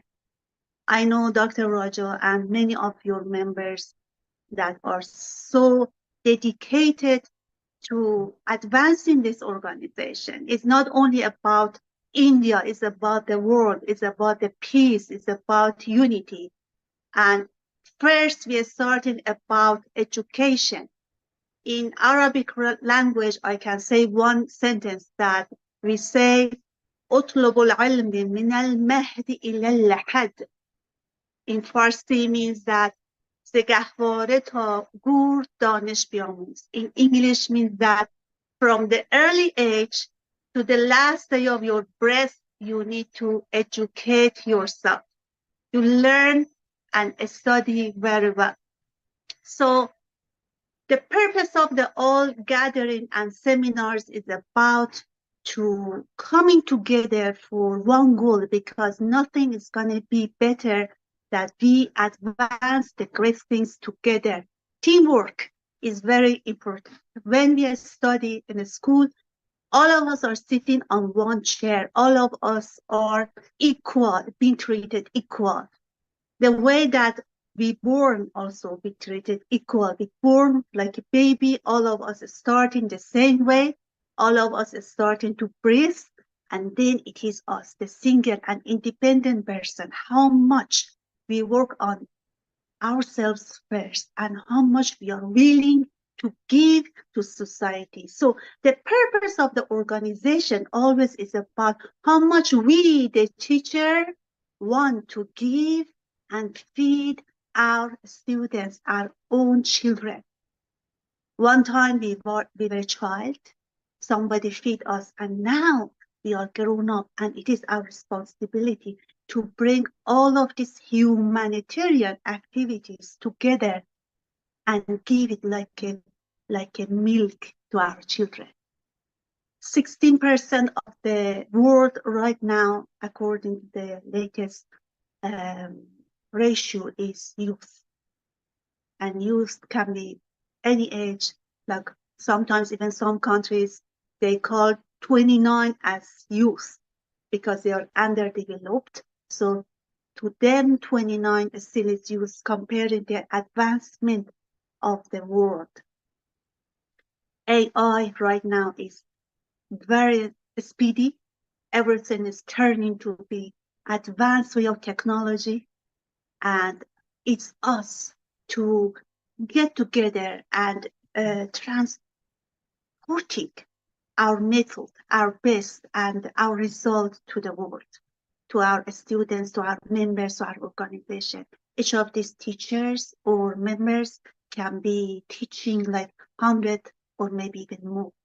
So this is a very, very good purpose to get together and just any nation, any race, is everybody has a great purpose. And again, I bless you and I bless all the members, because again, it's not about India, it's about the world. And I see a prospective future for all of you. God bless everyone.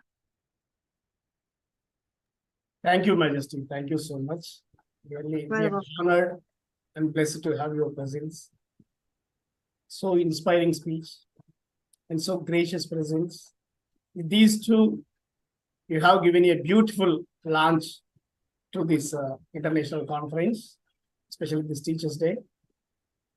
Once again, on behalf of Vishwa Humanity United International Royal Council, we welcome you as Chief Patron, Royal Patron of Vishwa Humanity United International Royal Council, because earlier 2 years you played that role, Majesty, and this year onwards also the continuing same.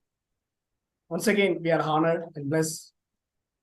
This journey under your guidance, under your visionary leadership, we hope that we can achieve what our Royal Council is aimed at, the global peace, promoting and executing sustainable development goals. With this, thank Her Imperial Majesty once again. Thank you.